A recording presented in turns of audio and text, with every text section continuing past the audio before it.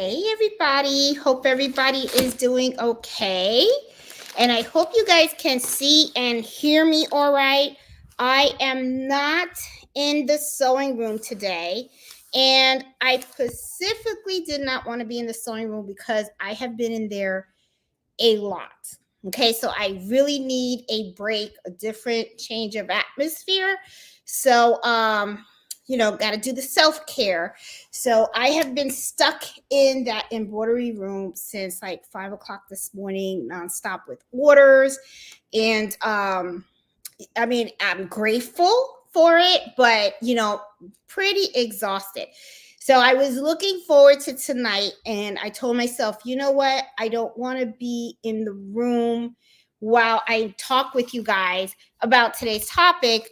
I said I'm going to sit in the living room where it's nice and quiet. Yeah, and I get to relax and spend some time with you guys. So first, the announcements. Okay, so next Friday, you guys know, is going to be a really special embroidery happy hour. That is where everyone that had participated in the gift exchange, the Esther Gifts Exchange, gets an opportunity to show off what they got. So it's not mandatory. You do go on camera and stuff, and you get to show your stuff, but I just want to make sure. Yep. Okay. Does it look like any one of you guys are saying I can't see you or hear you? Okay. I hope you guys can see me okay. I hope the lighting is okay where I'm at. So it's an opportunity for us to actually, show off what we got, and also to say thank you. And and it also, what I like about doing the show and tell, I did it for the first time last year. What I really liked about it is, you know, first of all, we're making gifts for someone that really we don't know. Okay, maybe we've interacted with them in the Facebook group, or through the chat, and when we meet on Fridays. But you're making something for that other person, right? And what happens is, it's kind of two things. First of all, we get to really show off all the beautiful things that we got, and at the same time, the person that made that actually gets to see you hold it and really appreciate it. So I really think that that is an awesome event. I'm really glad that I did that last year. There were so many great things that people created and shared, and I thought that was really awesome. So I'm really looking forward to next Friday to see all the awesome stuff that people have made. The gift exchange participation has really grown. The first year I did it, I think I had about, I don't know, like, I think it was less than 30 people. Then the second year that I hosted it, it got a little close. I think it was like 40 something people. And this year we got 65 participants. And I have been going around and reaching out to people who haven't updated their information in Esther. And I understand that sometimes that website can be a little tricky to understand. So, as long as you confirm that you have sent it out, we're all good. The only thing is, I'm just kind of worried because I don't want anyone not to receive something, right? Because that's, the whole thing is to give, but I want people to receive as well. And I think that's going to be like so awesome. So I'm really, really looking forward to Friday to see all of the things that everyone has gotten and everything. And I know that people have already been posting on the Facebook group saying, hey, I got my gift and I love it and stuff. Don't show them off yet. Okay. Try to hold off. Let's wait till Friday so that way everybody can see them together. And for those of you guys that don't want to go on camera, totally get it. I understand. What you can do is you can take a picture of it, after Friday, and, post it on Facebook and show people what you got and stuff. So that way, people can see. So, don't think it's mandatory, because I know some people are camera shy and some people don't mind, but it's totally optional, but it is something that is pretty neat. Now, a lot of people are asking me, how are you going to do this show and tell, right? Like, how are we going to participate? I put the link in the Facebook group of how we did it last year, and it's going to be very, very similar. What will happen is in the chat, you will see that I will post a link. And all you do is click on that link, make sure that your computer, has sound and has a camera. And when it's your turn, I will put you into the in the screen with me, right? We'll share the screen together, and then you get to show off your items and stuff. Now, I don't know how many folks will be participating in trying to show off their gifts, so I am going to ask that people don't talk more than, like, I don't know, maybe like 3 or 4 minutes or something, so that way everybody gets a chance. Because if I was thinking to myself, if all 65 of us do it, I mean, wow, I'm gonna say, okay, everybody, hope you have your pajamas on, because this is gonna be an all-nighter. Okay, so so just something to think about and stuff. So just I mean, I know that everyone's excited, and it's going to be really cool to see everybody's gifts and everything. So I'm pretty excited about it and stuff. So yeah, so for today's topic, we're going to be talking about why embroidery is so popular. Okay, now the change of scenery is just for today. Next Friday, I will be in the sewing room and stuff. It's just that, like I said, I really needed a change of atmosphere. Okay, so yeah, and I feel like being here is calming, and I get to like sit here and just it is a little noisy upstairs because I do have my embroidery machines running. They still are running because I got things I got to get outside tomorrow, so it's gonna be rough. It's probably going to be a rough night for me today, because I do have items that I have to have done by tomorrow morning. There's just like no qualms about it. So it is going to be a rough one. But the thing is, I need that break. So I just, hope you guys don't mind, but we're going to sit in my living room, and we're going to talk about why embroidery is so popular. Okay.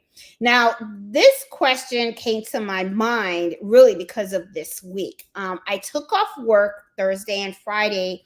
And the reason why I took off work was because I wanted to work on my orders. And at the same time, I thought, while I'm working on my orders, it could be more relaxing.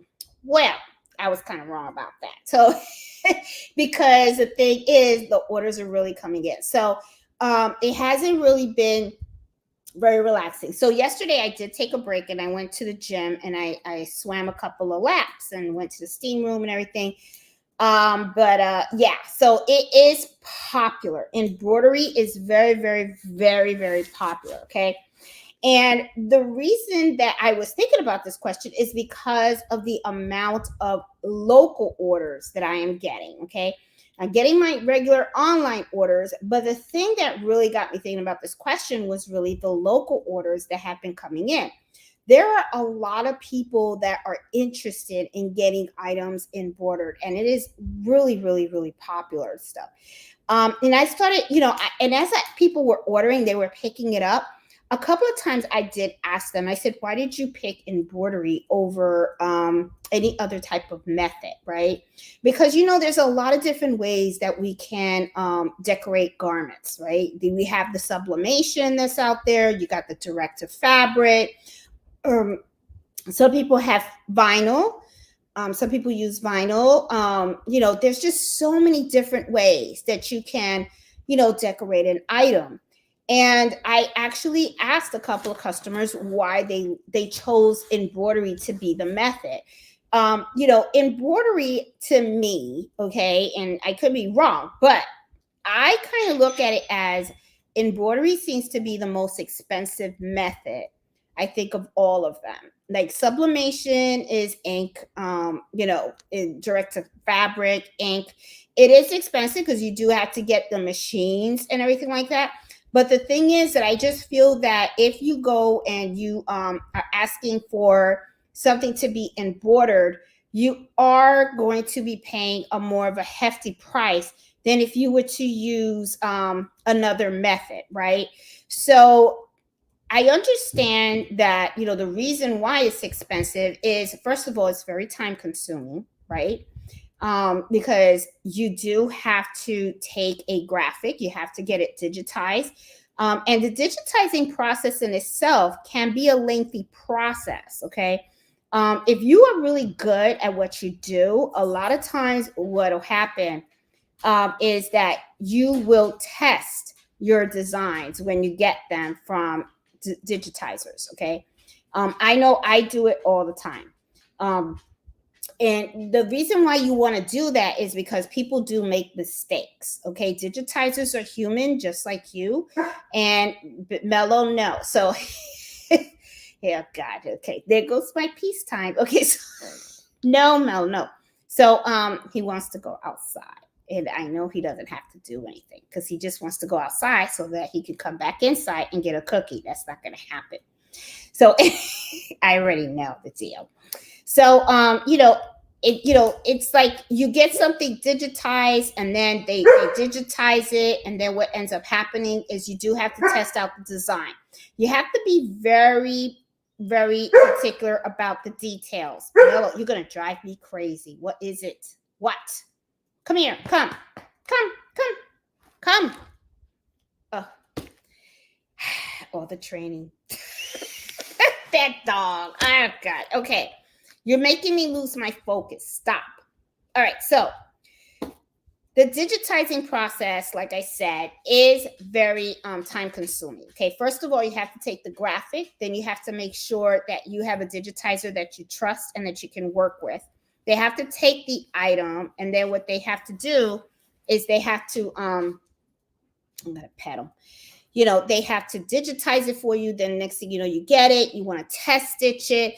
You want to make sure that when you get the file that you look at the graphic and you do a comparison to what they sent you as a digitized file to make sure that the stitches are stitching out correctly, and also that that the file looks like the customer wants. A lot of times what I do also is when I have a test stitch out, I will always send that over to the customer. I just send them, a little picture, or sometimes I'll have the customer come by and then I'll just cut the fabric, a little piece of fabric with the image on it, and I'll have them look at it. So that whole process is very time consuming. Okay. So that is one of the reasons also why the process can be a little expensive, because all the details that go into the beginning of the project. Okay. Because we're just talking about the digitizing right now. And so it's really, really different. Okay. As for ink, it's very, you just take the image and you just load it into the software and, then you just print it out. Oh my God. I just got to take it to the thing. Sorry, guys. Oh, he's just not going to, oh, Mello, I love you though. Oh God. Okay. So as I said, the process, is very time consuming. Okay. And oh, he's going to drive me crazy, this dog. I don't know what I'm going to do with you. There you go. All right. Okay. Give it like 5 minutes and then he's going to want to come in. And now it's dark in here too. So anyway, the process is very, very long. Okay. And it can be pretty lengthy. Sorry, with all the lights and stuff. It can be a lengthy process. Oh, I shouldn't leave him outside. It is cold. Oh my goodness, what am I doing? Poor dog. And yeah, okay, so he is doing something. So because the process can be kind of long, sometimes you would think that a customer would want to like steer away from that, right? They would say, oh, I don't want embroidery. I would want something else, right?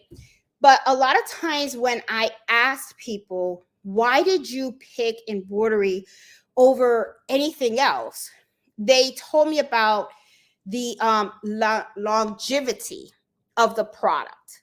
That was the main reason why they chose embroidery over sublimation, screen printing, or anything like that. And at the same time, they say it's very luxurious looking, which to me, I couldn't really argue with that because I kind of feel the same way about that. Okay.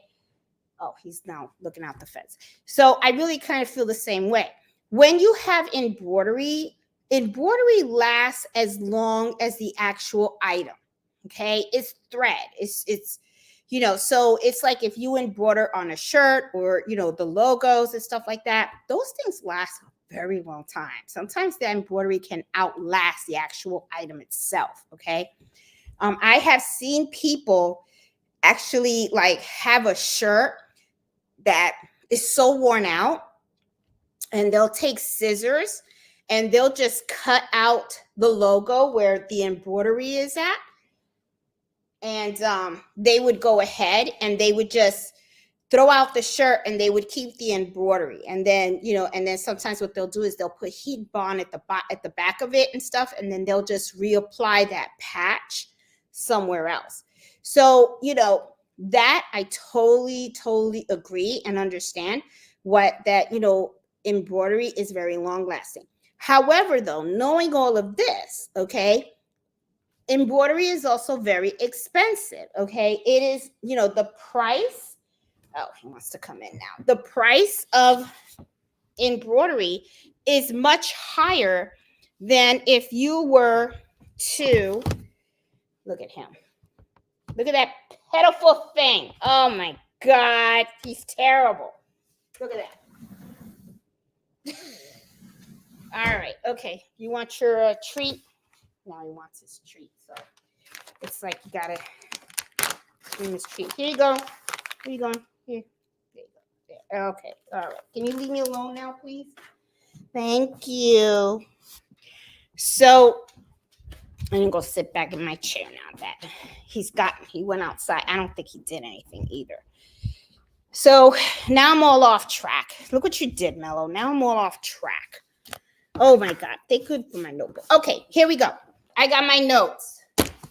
I'm going through my notes, Mello. Okay. So anyway, because I'm getting so many orders regarding embroidery, I kept asking customers, why is it that you chose this instead of another method? And a lot of it was because threads last longer and, it's just a more luxurious look. Okay.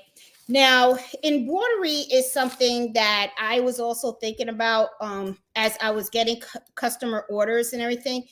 I was thinking about the purpose of embroidery, right? How is it that we're using embroidery today? And then, and I kept thinking about the different ways, right? Usually when people think embroidery, right away, people are thinking company logos. They're thinking, just names on a doctor's jacket or something like that. That's the most common ways that you find that embroidery is being used. However, though, as the more I am getting into this field, I'm finding out that there are other opportunities out there for embroidery that people actually do and they kind of really like. For instance, you can take items that are blank, and we've all know this, okay, because we've all done it. You can take like a simple tote bag, and if you have a beautiful embroidery design, you can really turn that tote bag into something else. There are so many things that you can do with embroidery. And if you really think about it, embroidery is a form of art. It's a form of art that you use stitches with thread. Okay, it's kind of like taking a paintbrush and, taking the paint and then just putting it on a blank canvas. We're doing really the same thing with embroidery. And a lot of the common embroidery that people are actually do when they're running an embroidery business is the logos, they do the personalization, and they do some patches. However, though, I do know that people can take embroidery to the next level, okay? I have seen people do quilting with embroidery, okay? I have seen people actually do borders, okay? They use these border designs, okay, of embroidery, and they will take like curtains, and they will, use the embroidery on the line, on the edges of the curtains to make it like really, really beautiful. I mean, there's just so many different things. People have even just taken a blank piece of fabric, done a gorgeous embroidery design on it, and then just frame it. I mean, it's really, it's an art. It really is an art. And there's just so many things because it can add so much characters to so many things. So I have like 9 things that to mention.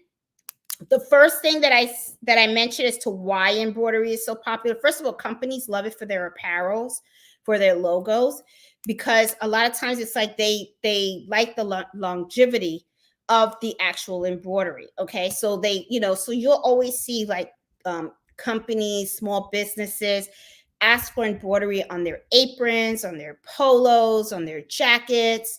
There's just so many things. A lot, and I think at times, I sometimes think a lot of companies, they prefer the embroidery than the ink when it comes to company apparel. Okay, so I could be wrong. There's probably, and maybe it depends on the field too, because if you have a field where the clothes get dirty a lot, they may not want to make that big investment of embroidery in that kind of apparel, right? Because they probably figured, oh, that's, the shirt's going to get dirtied and washed so many times and probably damaged, that it's not worth it for the company to go ahead and make such a big investment in embroidering, a shirt or something like that, right? Now, the second thing that I have on my list is the added touch to the blank item, which I kind of mentioned to you guys earlier, like when we were talking about tote bags. And the thing is, it's not just bags. Think about curtains, and I mentioned curtains already, but think about the apparel, the different types of apparel that we can add embroidery. I have seen people put embroidery on socks. I have seen them do it on dress shirts. I have seen them do it on winter gear like hats and scarves, and even embroider the initials on gloves. Okay, which I thought was pretty neat because, but sometimes a lot of people lose their gloves, right? So, I was like thinking that's pretty neat. I mean, it won't stop you from losing it, but at least it could be a little identifier of, oh, this is her gloves because it has her initial on it, stuff like that. There is a lot of decor items that you can do embroidery with as well. Like there's a lot of people that do pillows. They've even done rugs with embroidery also. Sometimes people go out and they'll just buy like a nice rug, and they will go ahead and just put that in the machine, and they'll add like embroidery borders around it, or even put like the family's initials on the rug. There's just so many different things that you can do for home decor. And if you look on websites, okay, you will also see a lot of beautiful designs out there for embroidery. Like you can see, just think of a theme, right? If you have kitchen towels, you can look for, you hear him crying, oh my God. You can look for different designs for your kitchen, different designs for the bedroom. If you have a theme going on, like birds, butterflies, flowers, or Christmas seasons and stuff like that. There's so many websites out there that have different types of embroidery designs that you can apply to a lot of things, okay, and really make it your own. The other thing about embroidery is that there are a lot of different things that you can do. Like, for instance, in the hoop projects.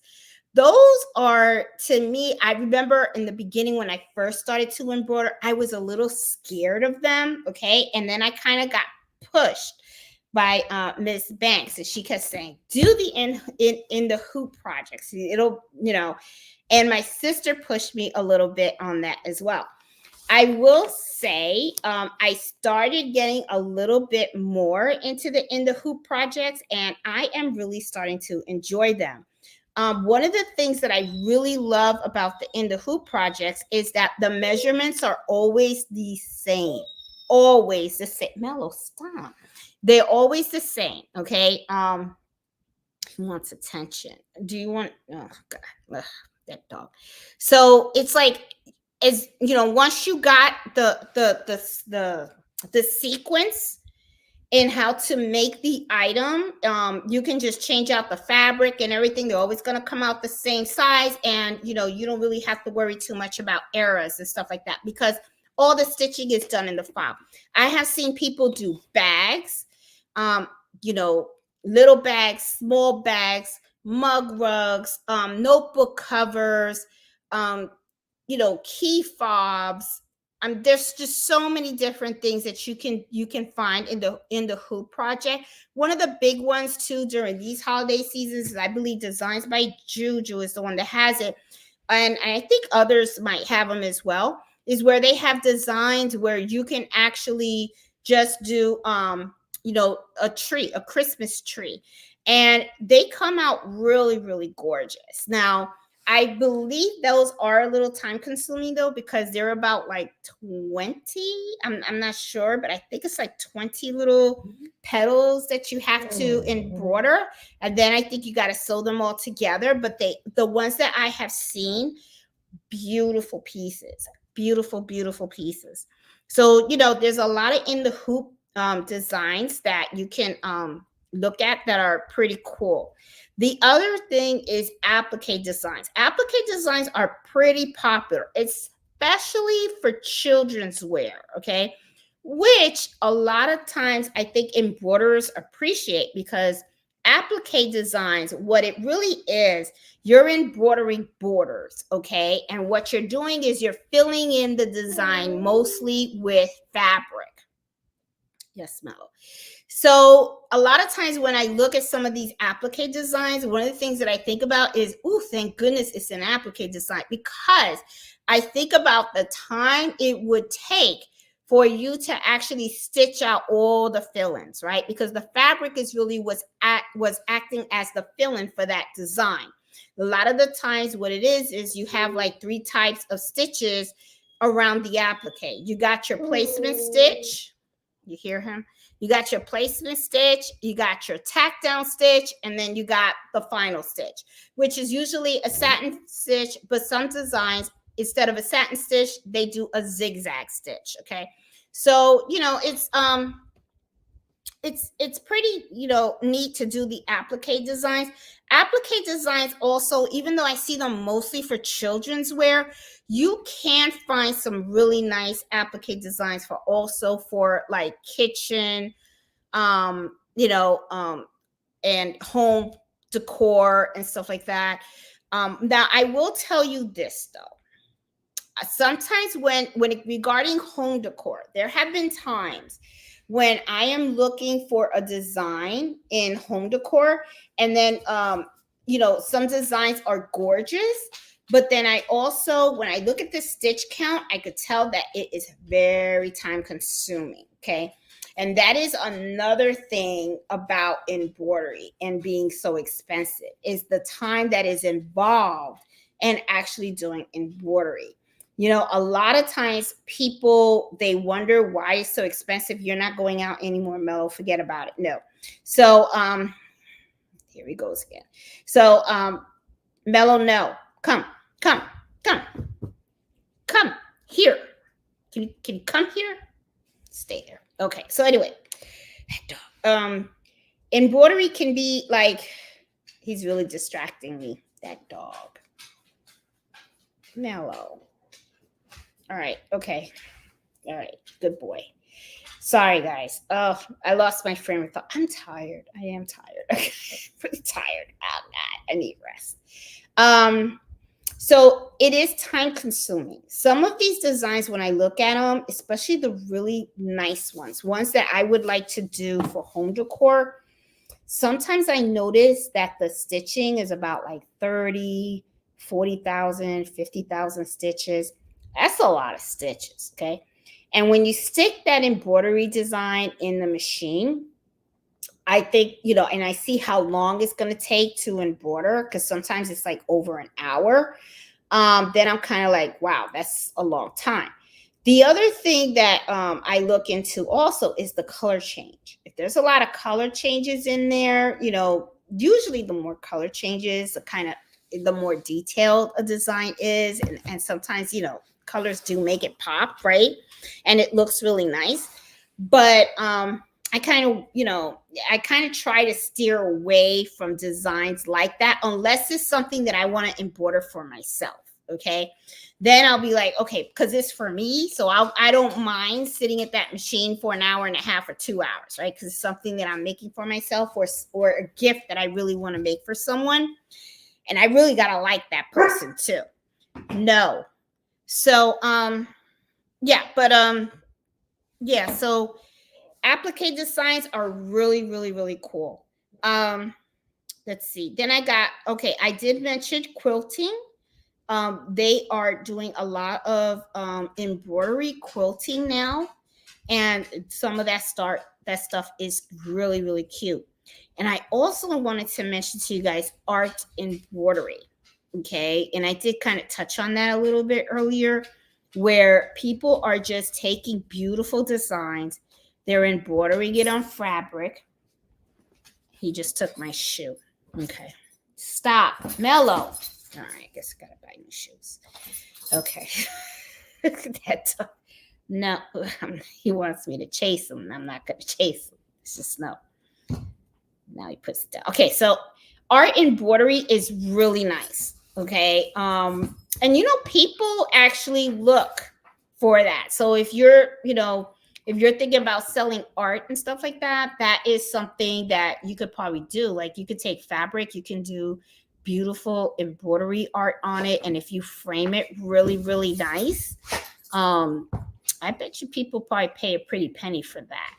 And I myself had thought about taking like my big hoops, and because I have seen some gorgeous designs out there, and I'm like, oh, you know what? I could take one of my big hoops, I can embroider that design, and then I could probably go to Michael's and get like a really gorgeous frame, and then just frame the embroidery design that I stitched out, and it would like really look beautiful on the wall. I mean, there have been some designs where I'm kind of like, oh, that would look really, really nice. So, it's just something to think about. The look of embroidery is very, very luxurious, right? People do like the look of the stitches. That is one of the common things that a lot of my customers are saying, not just the longevity and the quality of it, but it just gives it a more rich look, that the embroidery is part of the actual garment. So, embroidery is really, it's been around for years, and I was looking at articles about embroidery, and I noticed that they were talking about how in the old days embroidery used to be done by hand, and it was something that was extremely time consuming. Now, of course, now fast forward to today, people still do embroidery by hand, but now a lot of people have taken in the machine embroidery. But it's really funny, because what I think to myself is, I know back then when people was doing hand embroidery, it took a long time to get things done. But even now with the machine embroidery that we have, it's still very time consuming. It's not exactly something that people can just, pop out in an instant. Okay. Because depending on the amount of stitches, the amount of color changes, and even the type of machine that you have in your shop, that will determine how long it's going to take for an item to stitch out. And sometimes, it depends a lot on the actual designs, because I do have designs where I slow down the machine. I think it is very important for you to know when you can run your machine fast and when you should slow it down. Because that actually affects the quality of your embroidery. sometimes when you run a machine too fast, and depending on the design, you could end up having skip stitches, or you can have a lot of thread breaks because the stitches are just so small. And then depending on the detail, right? Like whenever I have small fonts, I always prefer to stitch out my small fonts slow. I don't like stitching them out fast, and so it's wow. Mellow, no. So he's trying to get out the door again. He goes in and out, in and out, in and out all the time. It's like all day. It's like I'm always going up and down the stairs so I can let him out and then let him in and then let him out. Let him in. He's a trip. He needs a brother. I think that's what it is. I should get Mellow a brother or a sister or something like that. But I don't know. But that's Mellow. So those are the things that I have for today. I didn't have that much and stuff because I'm gonna be honest with you guys. I was so busy with the orders that I had no break to do much research. But so I just, every time the customers would come, I just said, you know what? Let me just ask them, why did you pick embroidery for this item? So let me tell you guys what I've been embroidering a lot lately. I've been doing a lot of stockings. Those are always a big hit when it comes to embroidery. Stop it, Mellow. You're not going out, and that's it. So I'm putting my foot down. Absolutely no. So no. So no. Come. No, he never comes. I don't even know why I tell him to come. He never comes. He never comes to me. Never, unless I have food. If I have food, then he would come. So, now I forgot what I was saying. Oh, this dog's got me crazy. Oh, God. What am I going to do with you, Mellow? So, anyway, I was talking to you guys about all the orders that I've been working on. Okay, so let me tell you what we got going on over here. Okay, so I have gotten two stockings. I have gotten stockings. I have had some business owners come and ask for shirts to be made for their employees and stuff. And I don't know how that's a Christmas gift because I look at it like, it's like a work gift to me, But I'm like, hey, okay, so maybe they're all getting new shirts.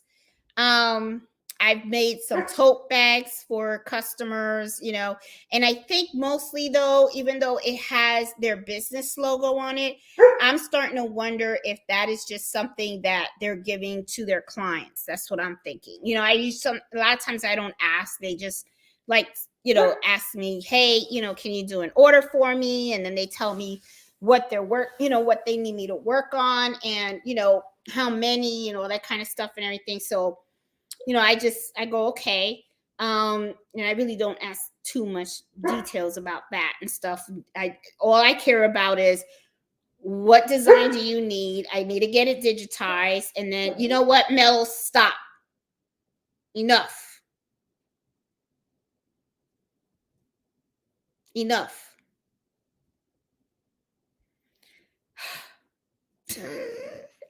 I love him, but man, oh my God. And now he's going to come with the toy for me to play with. So it's just great. All right, go ahead. Go ahead.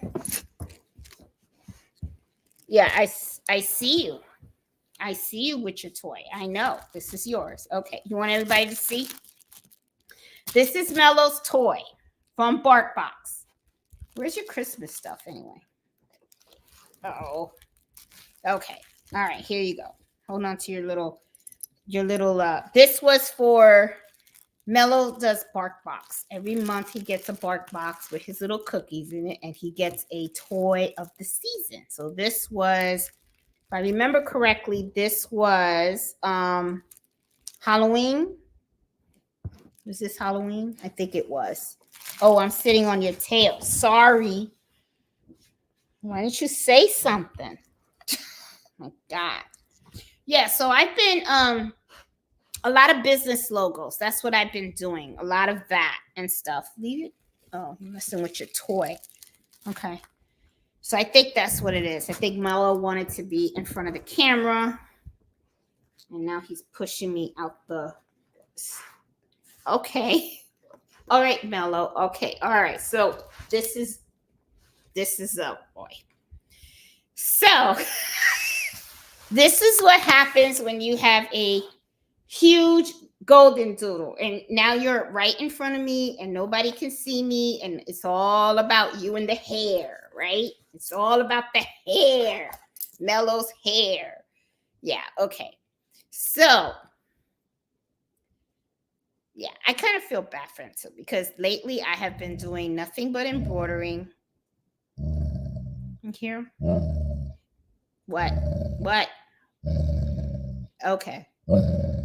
What? Okay. I got you. I know. You're upset. All right. So anyway, guys. Whee! All right. So, oh, Lord. Okay. So this is what I got to live with. Okay. Guys, I am totally tired. I don't know how you guys are out there, if you guys are exhausted. I think this has been, I don't want to say the worst. I don't want to say that because, I'm doing what I love and stuff, but it's been so nonstop that it's like, bleh. Oh, and I did forget to mention, 65 gifts have been mailed out. Okay. I mailed them out on Thursday. Yes. Did we go to the post office? He came with me, right? We gave them all away, right? 65 gifts, which Mello supervised me, right? In packaging them up to make sure everybody got everything, right? So hopefully you guys should start receiving the thank you for participating in the Esther gifts. When I started seeing the notifications, it said you should probably get them around the 15th, 16th, something like that. Right, Mello? So, yeah, this dog is a trip. Okay, so I think you should have your own channel. Yeah. Do you think you should have your own channel? I think so. You're the embroidering dog, right? Yeah. He's never actually in the room with me when I do embroidery too, because of all the noise. Dogs are very sensitive to sound, right? So a lot of times when I'm doing embroidery, he actually sits outside of the embroidery room and he kind of like watches me from there. And I always have headphones on because those machines are noisy. And a lot of times when I'm listening to, when I have the headphones on, I'm listening to really soft, like, music, soothing music, so that I can just focus and stuff. So yeah, guys, I'm sorry. I know it's just today. I'm just like, so like, I'm tired. And we're not even finished. We got to get those words out. I'm going to die. And then, it's so funny is tomorrow I'm meeting me and my husband are going to meet two good friends of ours, right? Because we try to meet every year. We always exchange Christmas gifts, and their Christmas gifts is what I have going in the embroidery machines. So I got a feeling that when we meet with them, I may end up like falling asleep at the table and stuff, because I'll probably be like so exhausted. But I will say this, I'm looking forward to it because it's going to get me out of here. And it's going to be nice to go somewhere else and stuff. Oh, thank you, Marga, for the super chat. I really appreciate that. Look, Mello, you got a super chat. Did you see that, Mello? Did you see that? You got a super chat. Yes, you did. Because you're cute. Yeah. You're cute. And stuff. Yeah. So, pretty exhausted. It's funny too, because I was thinking to myself, oh my God, I took off Thursday and Friday for work, right? Because I was thinking to myself, I'm going to take off so that way I won't feel so overwhelmed, right? But I find it very interesting that even though I took off work, I still feel extremely overwhelmed because there was just so much that I have to do, like I said, Thursday, I already prepackaged the 65 gifts, but then Thursday I had to do all the mailing labels for everybody, right? So, in the morning I got up, I did all of the mailing, I purchased all of the mailing, and then had to stick them all to the packages, right? So Mello watched me as I was doing that. And then then I had to put everything in a big box and stuff, and then I had to drive to the post office. When I went to the post office, man, the post office was jam-packed. I mean, I was kind of like, woo. But luckily, you want to leave? Okay. Oh, you wanted me to leave. Okay, I'm sorry. Well, I'm going to have to stay. Okay, so the post office was pretty packed. Oh, you're going to leave? Okay. All right, see ya. All right, so the post office was kind of packed, and luckily, because I had already all my prepaid labels, I didn't have to stand on that line. So all I had to do was just go to the counter and just put everyone's gifts on the counter. There goes my other shoe. Wow. Okay. That's why whenever somebody says, hey, let's go outside, I can't find any shoes. It's like, give me that. Ugh. All right. Got one. It's like, oh my God. And I don't even know where you put the other shoe at. Where'd you put my shoe, Mello? Oh, Lord. I'm going to send you to Florida so that you can eat these shoes.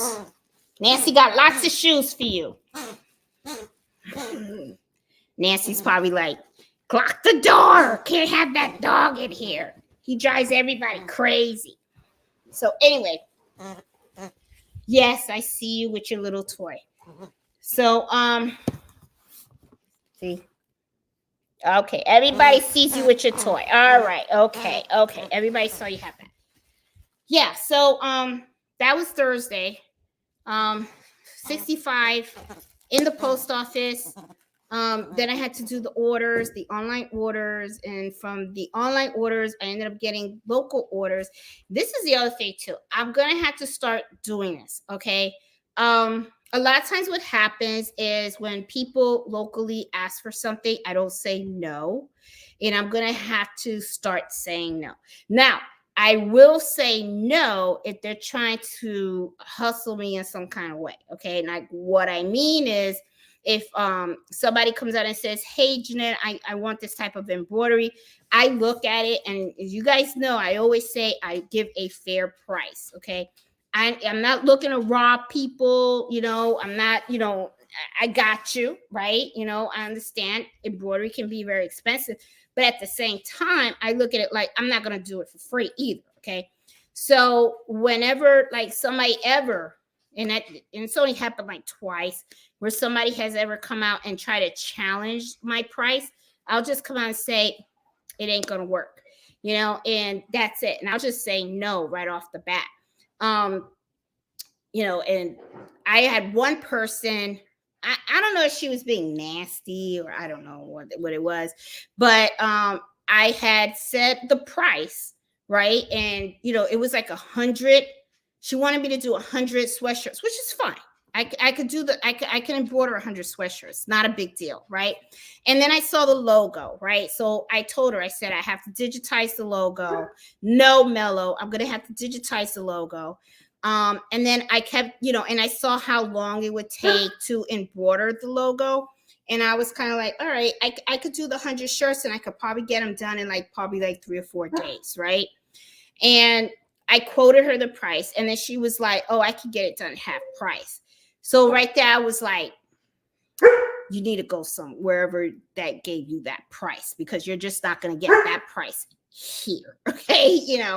And I don't know what the intention was, right? Because when I told her no, then she was like, okay, well, I'm gonna go to that other vendor, that other embroiderer. And I said, okay, that's fine. I mean, okay, good luck to you, right?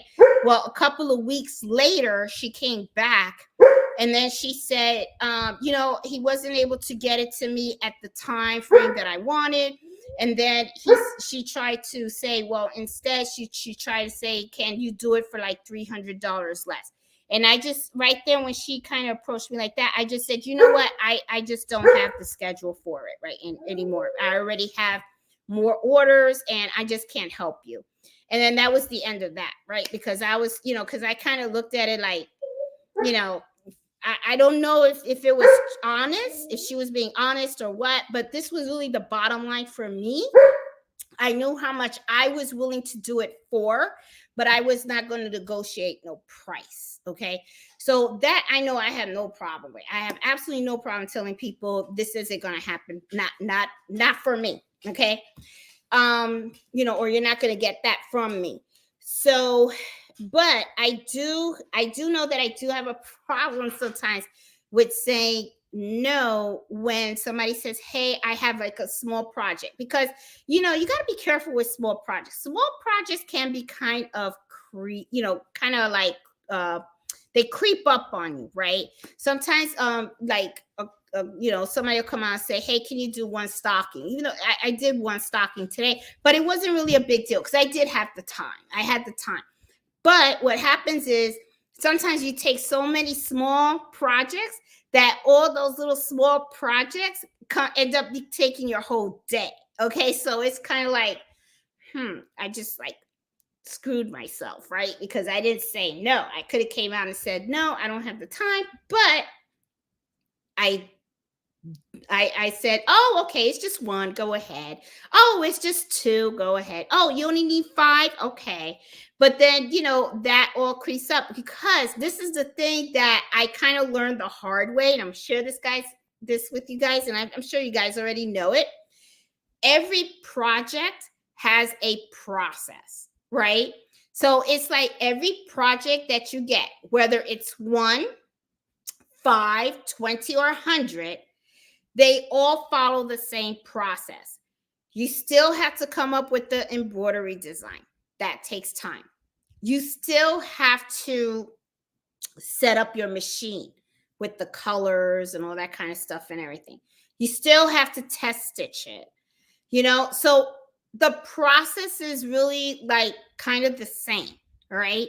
Sometimes bulk orders for me, I find, are a little easier, for the simple reason that once you've gone through the process of digitizing it, setting up your machine, you're kind of golden, okay? Because then it's just hooping, put it in the machine, go. Hooping, putting in the machine, go, and then you're in, how do you call that? Like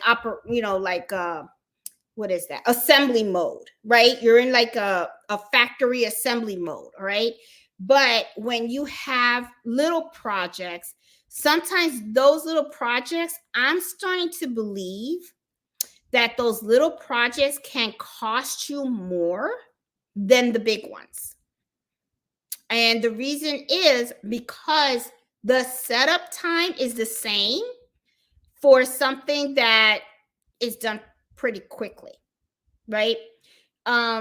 Like for instance, let's take the stocking that I did, even though it's just one stocking, right?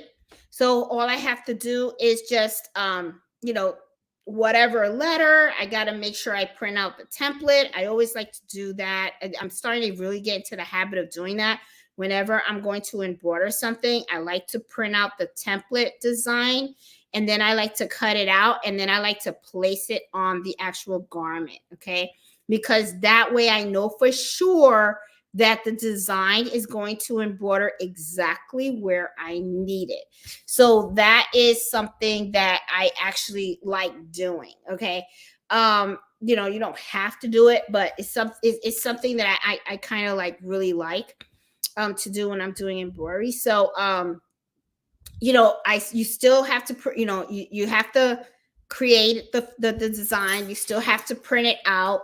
You still have to position it on the garment. You still have to then load it onto the machine. You still have to change all the threads of that machine for that design, okay, whether the design is one color, two colors, or whatever, right? Then you have to trace your hoop and everything, make sure the positioning is correct, and then you embroider the item, okay? Now, when you have an item that's only one, you've done all that work just for that one item, okay? Versus when you have a bulk item, right? You're creating the design once, you're printing out the template once, you're actually setting up the machine once, and then after that, you're in a routine mode, okay? Which, if you really think about it, that's why sometimes the price of a bulk item is sometimes cheaper than if you were to embroider a small item. Okay, I don't know if that kind of makes sense to some of you guys, but that's usually how I kind of do it. Now, also depending on the embroidery as well, okay, and the complexity of that embroidery. If the embroidery is like one color and it's just simple, like, you know, then I usually have a minimal charge of $15.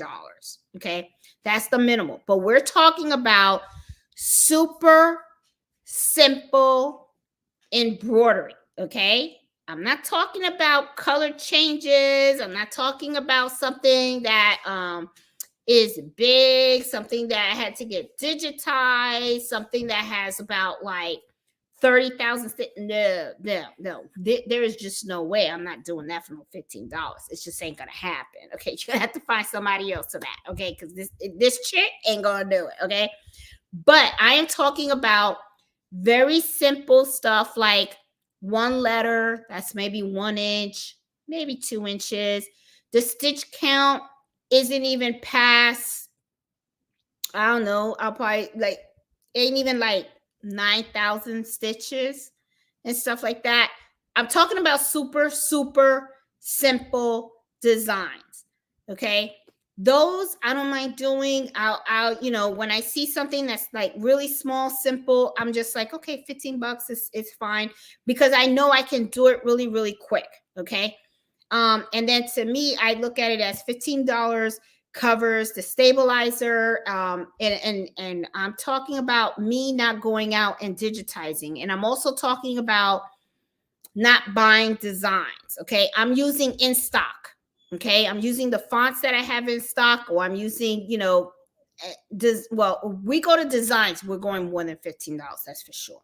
Okay. Because that's, you know, that's different. You're way past a larger stitch count. Okay. But if you're talking one letter, or a very small short name, then the minimum is 15. I used to have a minimum of 10 at one time, but you guys know everything went up. Okay, so when everything goes up, your prices got to go up too, because remember, that thread of spool that you bought for $5 is now costing you $7 or $8. Okay, threads have gone up in price. Threads, bobbins, a lot of things have gone up in price. So you got to make sure that you are also adjusting your prices accordingly as well and stuff. I mean, you know, I mean, it's sad to say, but I mean, it's, you guys heard me say it. It's like everything's going up, but the check, I don't see the check coming up. And I know my mom was talking to me the other day, and she was saying, oh, you know, they're going to lift Social Security up.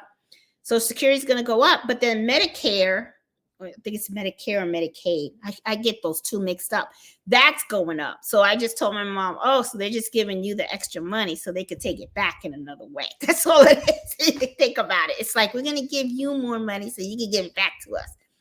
That's how it works. So it's like everything goes up but the check. That's what I always say. So you know, make sure that you guys are pricing accordingly and stuff. Stabilizers are also going up and everything like that. Everything is getting so costly and everything. So make sure that you have that. So I'm going to go up the chat because it's 9 o'clock. And I know I just touched on the topic really just a little bit today. But, you know, I hope you guys can give me, I mean, I'm a little bit on the exhausted side. And I even had coffee. I had coffee before getting on live, because I was like, oh, let me throw some caffeine in me. Maybe that'll help me like get my energy up. My energy's okay. And I will tell you this for sure. It really feels nice to sit down here and not be in the sewing room, because I guess because I've been there since 5 o'clock in the morning. No breaks. I did have a little bit of lunch and stuff. And then my husband was like, hey, what we're having for dinner? And then I was like, yeah, I'm going to order dinner. And then I really didn't order anything. So I haven't really eaten and stuff. But, it's okay. I mean, I'm really not hungry. I'm not hungry. So I'm okay with it. I prefer to eat when I'm hungry instead of eating just because of a specific time of the day. Yeah. So, and then yesterday before I went to bed, I went swimming, and it was nice to do. That was pretty cool. But then I kind of told myself maybe I shouldn't have did that, because I went swimming, and when you're swimming, you're kind of exhausting yourself. And then came home, and then I went to bed, and then I got up, and then I kind of felt more tired. So I'm like, bleh, that kind of sucks a little bit, but that's okay. Yeah. Yeah. So, all right. So I'm going to go down the chat, guys, and I want to say hi to you guys and answer any questions that you guys have. I'm pretty excited about next Friday. Okay. Because that is where we are going to really see like everybody's like, yes, I'm super, super excited about it. And the thing is too, is our gift exchange has really, really grown. Okay. We had 65 people. That's a lot of people. Okay. I was kind of like, wow. Right. And, I know a lot of you guys were, at one time I was thinking, I mean, should I do it? Should I not? And the reason why I was saying not is because, I always have this fear that someone's not going to get a gift, right? And I don't like that, because the whole idea of doing this is so that, not only do you give something to someone, but someone has given something to you. Okay. And the other thing also, I do want to know, all the draws from this gift exchange were random. Okay. So if you are making a gift for someone, that doesn't mean that person that you're giving to is going to be giving to you. Okay. So I saw that. I think some people thought that. That's not the case. Okay. You're giving to someone. Okay. And that person is actually giving to someone else. So everyone in that gift exchange is completely mixed. Okay. It is all mixed. So, just so it's to me, it's more fun that way. All right. So it's like everyone has a mystery person. Some of you guys also have asked me, should I announce myself? That's totally up to you. If you want the person that you're gifting to know that it came from you, there's no right or wrong answer to that. Some people just write from your crafting Santa. Some people put from your Esther, or some people just say, hey, this is from Jeanette. I was your secret Santa and stuff like that. So it's totally up to you. If you want to disclose who you were, to that person, but like I said, Friday, next Friday, when we do the gift exchange, it's going to be, I'm going to have a link, and I will post that link on the chat several times. Okay. Cause I remember last time, I think I only did it twice, but I'll do it several times, because sometimes what happens is in the chat, it kind of like, scrolls up, right, with everybody talking and stuff. And then sometimes you may not see the link to join and stuff like that. So I would like to give everybody the opportunity to join if they want to, and to be able to show what they got and stuff like that. So, I will probably I'm going to start it off, and I will show you guys what I got. I got some pretty neat stuff. I really, really got some really neat stuff.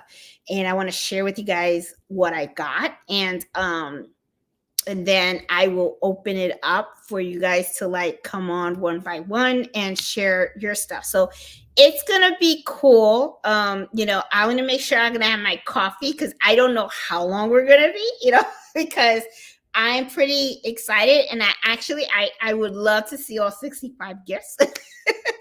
I can only imagine the creativity that has taken place this year. I can only imagine it. So I'm really, glad that even though I was like thinking, oh, should I not do it, whatever, I'm glad a lot of you guys convinced me that you really wanted to do it again this year, and I'm glad I did.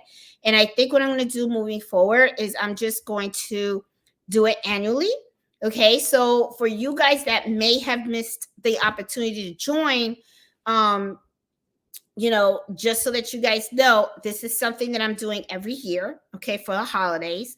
I only allow people to join the group, to join the exchange that are part of our Facebook group, okay? You can't have a brand new account or anything like that, because I'm trying really hard to make sure we don't have any scammers out there and stuff like that. I can't guarantee anything, but I do my best to try to weave them out. Okay. I always look at the activity log on a daily basis to our Facebook group, because I do know that there are people out there that are making like fake accounts, and every time I see an account that looks a little fishy, I always take it out of the group, because I don't, I want the group to be a healthy place. I want it to be a nice place where people can share ideas, share what they're working on, and also ask questions, and not feel like, like if they ask a question that they're going to be, humiliated or something like that. We're all learning. Okay. So I don't want anyone to ever feel, intimidated. Like, I don't want to ask that question because I don't know what people are going to think of me. No, it's not like that. If you're learning, welcome. Please ask any questions that you have, because that's how you're going to learn. And share your mistakes too, guys. Don't just share, hey, this is what I did and whatever. Share some mistakes. Share your mistake stories in that group, just kind of very similar, like when I do my videos. If I do a video and I make a mistake, I leave it in there. And I do it for a specific reason. Okay. I do it because I may have made that mistake, but chances are there is somebody out there in that world, that in this world of ours, that probably is going to make the same mistake that I just made. And if they watched it, it could probably prevent them from doing that, because now they'll know that if you do what Jeanette did, that's the result you're going to get. Okay. So, we learn from our mistakes, and I kind of encourage that. I really do, because that is how you get better. That's how you start to understand the machine more. That's how you start to understand the different types of, designs, versus, like the dense designs versus the designs that are light, the designs that are applique, what is the best method to use with what fabric, and the different types of weights of thread, and the different types of needle sizes. There's just so much to learn in the world of embroidery, and you really want to have a good understanding of what to use when. Okay. And the thing is, it makes you better. And even when you're dealing with customers, sometimes a lot of customers, they will go to you and they'll say, I want this. And you can actually look at something and, because I have done that with customers. Customers have come to me with certain designs that are very, very dense. And then they come to me with a shirt that is so thin. And I'm like, absolutely not. I mean, that is like puckering world all over the place. Okay. And I just let them know up front and go, no, no, no, this is not going to work. If you want this design, you're going to have to find a different type of fabric, because the fabric that you're looking at is not something that's going to work with that type of a dense design. But all that knowledge comes with experience. Okay. Sometimes you need to take that dense design and stitch it out on super thin fabric just so you can see what the outcome looks like. Okay. And then you learn, and then you start saying, okay, well, now I know that when I have a design of this type and I'm embroidering it on this type of fabric, this is what the outcome is going to be, and this is what's going to look. And you know what's another thing too that goes through my mind? This is a pretty good idea. If you are talking to a customer, right?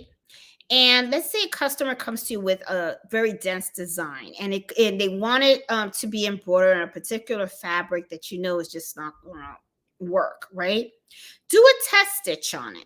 Do a test stitch on it just so you could see it. And at the same time, you can actually use that to educate your customer. That is, that to me, I feel like running an embroidery business is really, really important. The education part. A lot of times people don't want to deal with that because they just kind of like want to like say, hey, just give me your order and be done with it. I find that a lot of people do that, especially when they have like online businesses. All they want to do is say, look, this is what I offer. Order it if you want it or not, and I don't want to deal with you, right? The thing with local orders, the customer interaction is so much more. Okay, you're actually building a business relationship with this person. So there's a lot more communication. There's a lot more of an exchange going on in there. So you are more invested with local customers. And I'm going to be honest with you, I find that a lot of my profit mostly come from local customers. Don't get me wrong, I do very well on Etsy as well, okay? And I do plan on expanding that shop to other platforms. The thing is, I need to slow it down a little bit because I'm not retired yet. I retire in 2.5 years. So I don't want to get to the point where I'm just so freaking overwhelmed. I can't do it, okay? So, and I actually like what I do, at my job. So I don't want to mess that up, right? So I have to make sure that I have that balance, that good balance. So so to me, I just feel like I want to, I get more with my local is more profitable than the online, honestly, because the online sometimes can be seasonal. Like on the holidays, I have a huge traffic. Mother's Day, huge traffic. Father's Day, I get a lot of traffic as well. During the year, I get traffic here and there. But the local orders are really what drives a lot of my business and stuff, because I have a lot of other small business owners that are around me. So a lot of them do come to me and they ask me to do their company attire. And, and then what happens also is when you meet with a lot of local customers, your name really gets out there. People do start talking about, who does the embroidery. A lot where I live, we have a community website. And a lot of times when somebody posts, hey, who does embroidery, a lot of my neighbors and stuff like that right away they like post Jeanette. It could be a good and a bad thing. I was kind of like to myself in around here, but I mean, it's not it's not like I got a bad reputation, but now it's like a lot of people when I walk around, I kind of notice like they kind of know me as the embroidery lady in the neighborhood. So which is good, I guess. It's good. And they do like my work. A lot of people do like my work because I'm very meticulous about what I do. and stuff like that. And you guys heard me say, if it's not top-notch quality, it just doesn't leave my house. I'm just not going to let bad embroidery walk out this door. I just don't do it. It's like, if I have any question of whether that's not going to come out looking awesome, I prefer not to take the job, honestly, for the simple fact that if you take a job and then it doesn't come out great, it may leave that door, but that job is going to be talking about you for a long time. And customers are going to be like, who did that? And you don't want your name tied to something like that. So honestly, I tell people right off the bat, if you're not sure of the, of if you can really do an excellent job, don't take that embroidery job, because it can really mess up your business. I would prefer to turn it down and focus on what I'm really, really good at. That's just me. Okay, so I'm gonna go start saying hi to you guys. Let's see. I see Carol, Kathy. Hey, Adrian. I Miss Baker. I'm sorry. Hey, Carol. I just got my magnetic hoop for the SE 1900. Oh, awesome. Hey, Miss Banks. I was thinking about you. I hope you're doing okay. Hey, Kathy. Good. Hey, Jackie. How are you? Hey, Miss Mel. So glad I made it. I've only been able to do this a couple of times. The rest trying to catch up on YouTube. Aw. Hey, Denise. How are you? I see Miss Wade. How are you doing? Hey, Denise. How are you? And she's saying, I'm here from California. Finally made it to a live from the beginning. I'm making pillowcases for my family. Everyone gets seasonal pillowcases with new pillowcases and the milky sheets. Oh, that's pretty cool. That is pretty cool. You should post the pictures on our Facebook page, because I would love to see how they come out. I'm sure they're gorgeous. And that's a neat idea. I really like that idea and stuff. Let's see. Hey, Judy, how are you? Hey, Marsha. I see Debbie, Robin, Cindy. Kathleen, how are you? Hey, Baby Giant, how you doing? Hey, Marlene, how are you? Oh, thanks, Marlene. Oh, thank you. I appreciate that. For those guys that don't know, me and my husband, we lost a very, very close friend of ours and stuff. Yeah, we usually, we have a tradition, for Thanksgiving, we always meet and have Thanksgiving dinner. And there were so many dinners that I've hosted with him and his wife.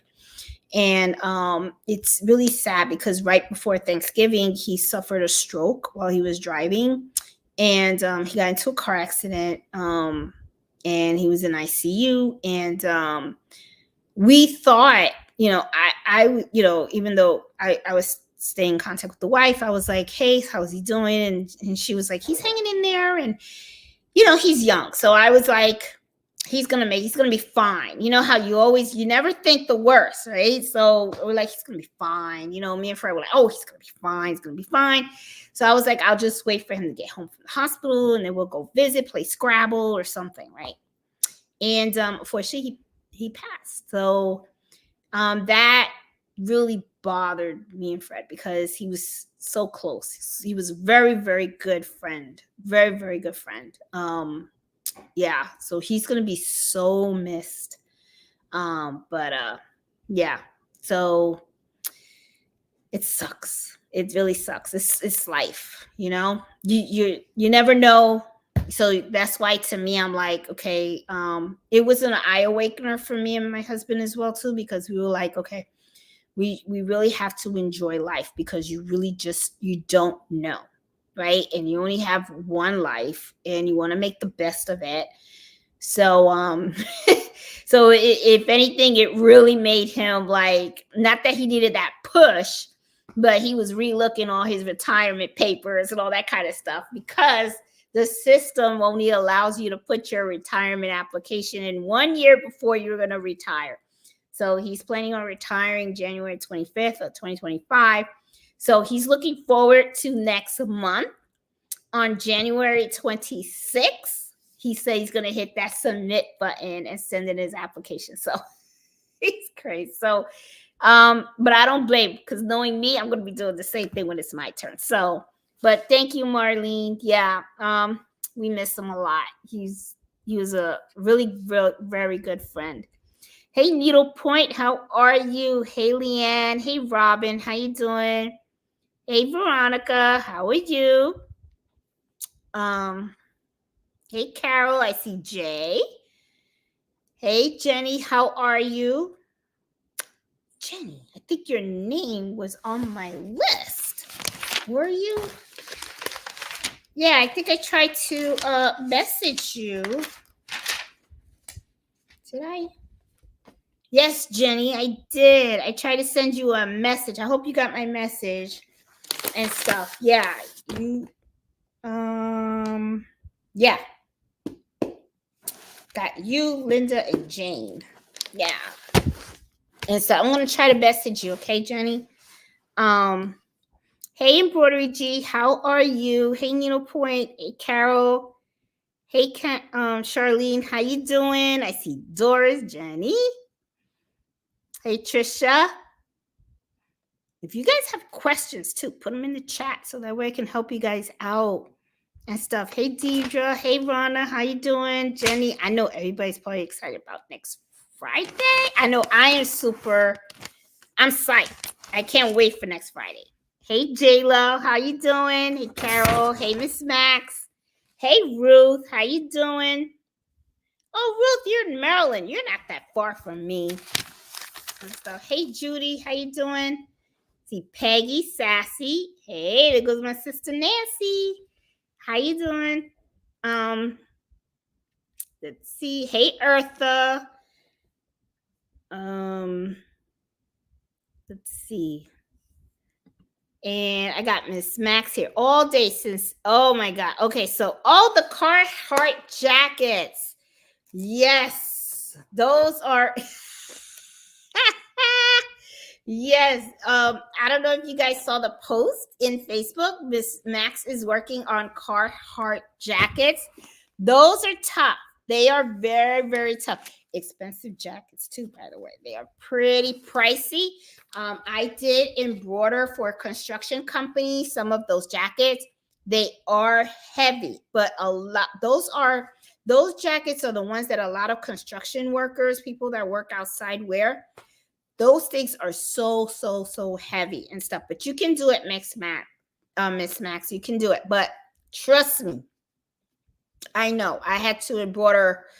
I think I embroidered like 50 of those things, of those jackets, and it was, yeah, they're heavy. They are very, very, very heavy.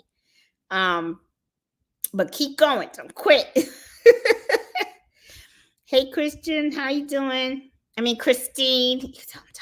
I'm tired. Let's see. Oh, an Embroidery G. She says, I test every design when I get it. I won't even give an estimate to the customer before I do that. I'm happy with the stitch out. You know what? Same thing. That's why I tell you guys too, do not give a price too fast. Okay? Because just like Embroidery G, she's testing out her design, right? First of all, I love the method. The method that Embroidery G is doing is fantastic. I don't know if you're a he or a she, and I'm gonna tell you why I totally agree with this statement that the person has on here. First of all, when you do the test stitch, absolutely right. That's when you get to make sure that it is a quality stitch that you can provide to that customer. It also gives you an indication of how long it's going to take. If you need to change needle sizes, if you need to change weights of the thread you're using, it gives you everything. You get all the information up front, and then you know the estimate. that you can start providing, because it tells you how long that stitch out's going to take. Okay. So I totally agree. And I love it that you don't even give an estimate to the customer until after the actual stitch out. Because I like to do the same thing, because that way you don't feel wrong. Now, what will happen if, let's say, Embroidery G gives an estimate and doesn't even do the stitch out? What can happen is that he or she can end up undercutting. Look at the design. When you eyeball it, you're just really eyeballing, right? You should really test it out. You really should, because you get a feel for the actual time. You get a feel for how it's going to be, all the work involved. When you just when somebody approaches you and says, "Hey," they're going to say, "Hey, I got a picture of this. How much it's going to cost?" You just throw a number out. Well, guess what? The customer's going to try to hold you to that, and it's like, and then what ends up happening is then you feel like you want to, oh, thank you so much for the super chat. I appreciate that. And then what ends up happening is when you blur it out, and then all of a sudden you actually get the design, and then you find out it's not a simple stitch. You have to have different, you end up finding out all these details that you didn't even consider when you gave them the estimate. So guess what? Customers happy because they got a great price. But guess who's not happy? You. Because now you got all this work, and you're not getting really paid for all the work that you put in. Okay? So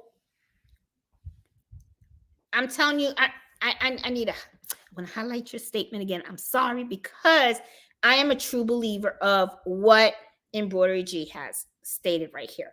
I am telling you, this to me is the best practice from my experience. Okay.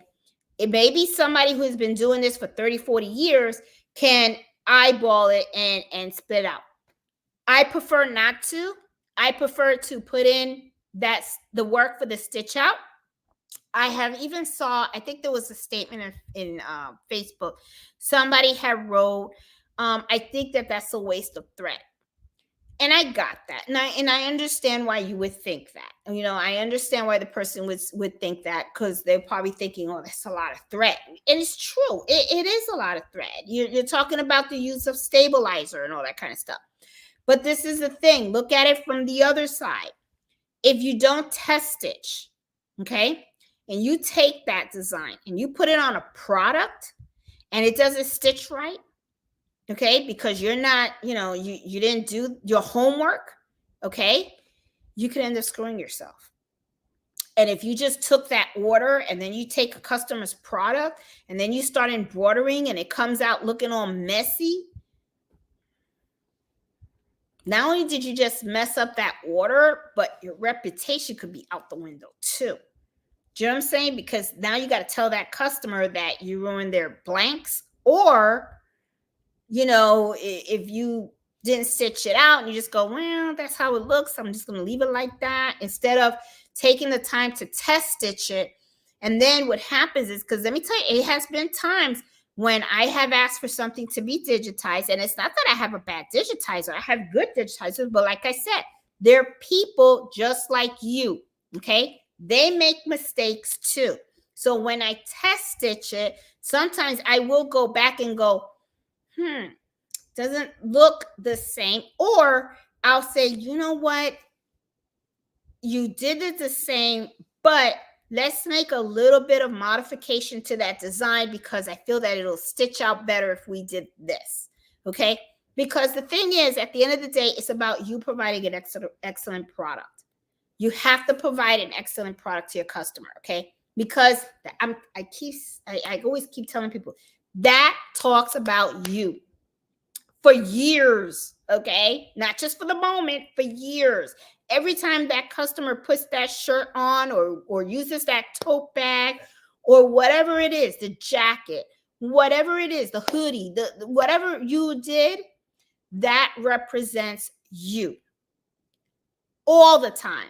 Not just one time, all the time. Okay. Someone may ask them, who did your embroidery? And if it looks shabby, you're not going to want them to say it was you. Okay. You don't want that type of reputation. Okay. So I'm just saying. Okay. But thank you, Embroidery G, for putting that out there. Cause I mean, I totally feel the same way you do. Totally. You gotta put you gotta do your homework up front. You gotta put the time in, okay, and stuff. Remember, success isn't for the lazy. I always say that. If you want to be successful, you're gonna have to roll up your sleeves. I'm serious about that. Okay, success is not for lazy people. Okay, if you're gonna be lazy about it, then I'm not saying hang it up, but what I'm saying is then maybe you shouldn't go the business route. Maybe what you should do is just go the hobby route and stick to giving gifts to friends and family and stuff like that. But if you're gonna go on the business route with embroidery, you got to be on your game. You have to. I mean, there's no easy way around it. Okay. It depends on how successful you want to be. It also depends on the type of reputation you want to have. Okay. You're the one that's got to build that. So you got to roll up those sleeves. It is, if you can't be lazy. You just can't. It's not, it's not going to work for you. Hey, Angela Stitches, how you doing? Let's see. Hey, Elevin, how you doing? I'm trying to go in there. Let's see. I am fortunate to have a foot in the door with a local fire departments as the small construction companies. They have been my repeat customers. Yeah, and you know what? I mean, local sales are really like the best. They really are. And I have a lot of repeat customers also and stuff, because this is the thing. Once you built that reputation and you're really good at what you're doing, trust me, they're not going to go anywhere because they know. And especially if your prices are fair, okay, if they're fair and they know, and you've explained the process and everything like that, and they're happy with how you embroider, how you deliver your product and everything like that, trust me. And one of the things also is, a lot of times when I have customers that come visit me, and in last couple of embroidery hours, I've told you guys about that. Be very conscientious about how you keep your space, okay? Because customers are very weary of that. I always have customers, when they come in, they always go, wow, this is nice. Wow, this is a nice setup. I want it clean, because you want customers knowing that when you bring your products to me, I'm going to care for your stuff. Don't have clothes on the floor, okay? Don't have them thrown in corners, all bunched up, unfolded, and stuff like that. I understand that you're running a business, and I understand that there's a lot of shirts and all that kind of stuff, but people do take note of the sloppiness. Because that is really, I mean, to you, it may not be sloppy, but for a customer, when they first walk in and they see that, they might interpret it like that. Okay. So you want people to know that when you bring your items to me, they're going to be cared for. I'm not going to be throwing your stuff from one side of the room to the next.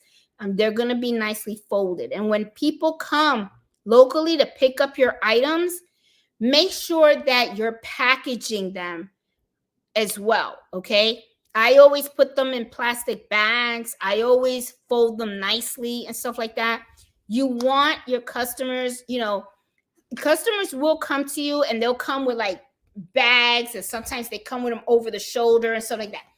If they come to you like that, then that's fine. But don't give it back to them like that. Package it up nicely, because it says something. It really does. It does speak volumes. Some people care about that stuff. Some may not. You have those that they don't care. They just look and go, oh, got my embroidered item and I'm good to go. And that's fine.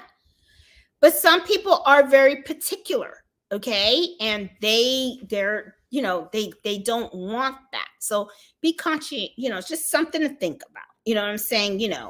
I never let my customer come in if it's messy. It just doesn't.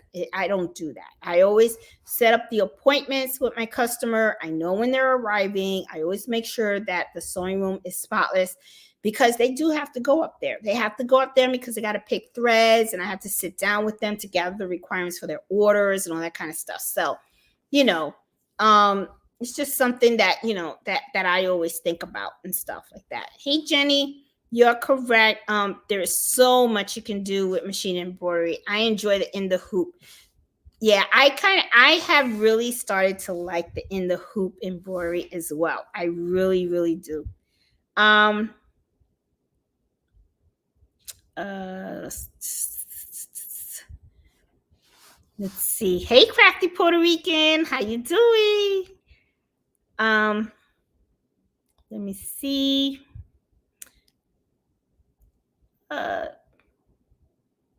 Oh, here's another one. Embroidery G said you do wedding gowns. I have never done wedding gowns. I have embroidered a wedding veil. Okay, not the gowns, but the veil. Okay, I did have a customer where she had her wedding veil and she wanted me to embroider family names on the veil, and I thought that was really neat. So I did that for her. But I have not done the wedding gowns. But you know what? People have embroidered wedding gowns too. They have done that. So, but yeah, it is embroidery is really artistic. It really truly is. There's just so much you can do with it and stuff. So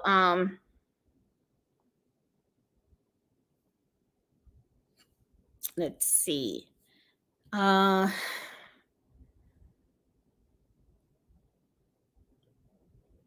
Oh, okay. So 45 panels and very time consuming. So think about it, Robin.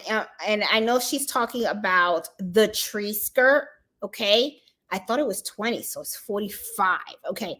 So if it's 45 panels, all that time, think about it. If you were to make that and then to try to sell it, you're probably going to, I mean, that's got to be like, I'll probably be asking for like $150 or something like that for that tree skirt. Okay. I mean, it's like, wow, that's a lot. If I was to ever make that too, I wouldn't make it to sell because it's just way too much. But I would probably make that for me so that I can keep it. And so I got to watch the battery too on my laptop, even though I was fully charged, but I'm getting there. People talking about their machines. They loving their machines.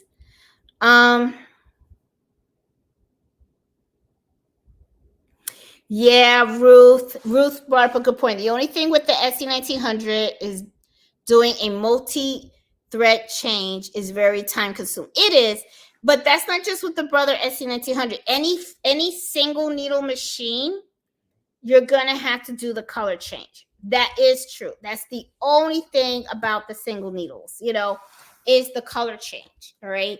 A lot of times people, what they do is they prefer the multi-needle machines because you get to kind of preload all the colors. But the problem with the multi-needle machines is the space. Okay. They are big machines. They take up a lot of space. Not everybody has the space for that. Okay. So, yeah. And they are loud. They really are. They're loud and stuff. I do have them upstairs in my bedroom. Not my bedroom, but in a bedroom across from mine. And when I have customers come over, sometimes I have them both running. And when we're at the front door talking, they can hear those machines up there. And they're like, oh, I got your machines running. I'm like, yeah, I got those boys going full blast. Or should I say my girls? I don't know. But they're going. So they're pretty loud and stuff. But it is time consuming. And this is the other thing too, Ruth. If you have a single needle machine, and you're changing all those colors and it's very time consuming, make sure that you're pricing accordingly as well. Okay. So I would probably, with a single needle machine, I would be doing small projects. Okay. I wouldn't be doing like huge projects like bulk orders and stuff like that. But you have to make sure that you think of all that and incorporate that in your cost as well. So yeah, so hey Debbie, how are you? Let's see. Some designs 5 hours. Yeah. And you're right. Wash your hands. I mean, 5 hours. So think about it. If you're doing a design, right, and it takes that long, that means your machine is embroidering that one design for 5 hours. Okay, so that means you can't work on anything else on that machine because that machine is tied up. Okay, you got to make sure you price accordingly for those things. Okay, so and let me tell you something. Wash your hands. If I have a design that takes 5 hours, you best believe it's because it's a design I'm doing for me.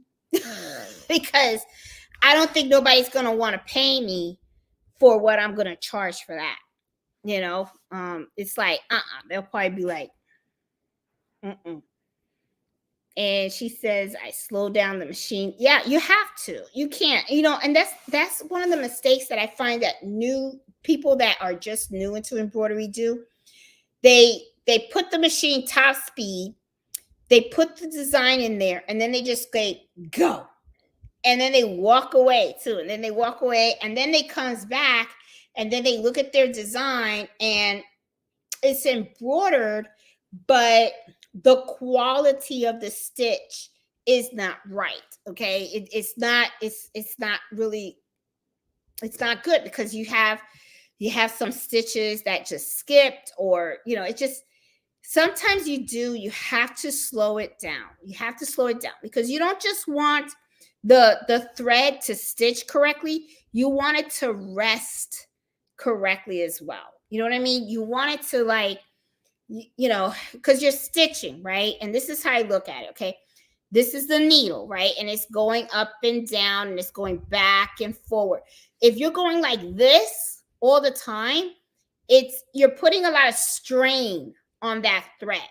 Okay. It's a lot of strain. When you slow it down, it's like the thread has time to rest. It's not so much pressure or strain. And sometimes what happens is when you slow it down, you get a better quality stitch.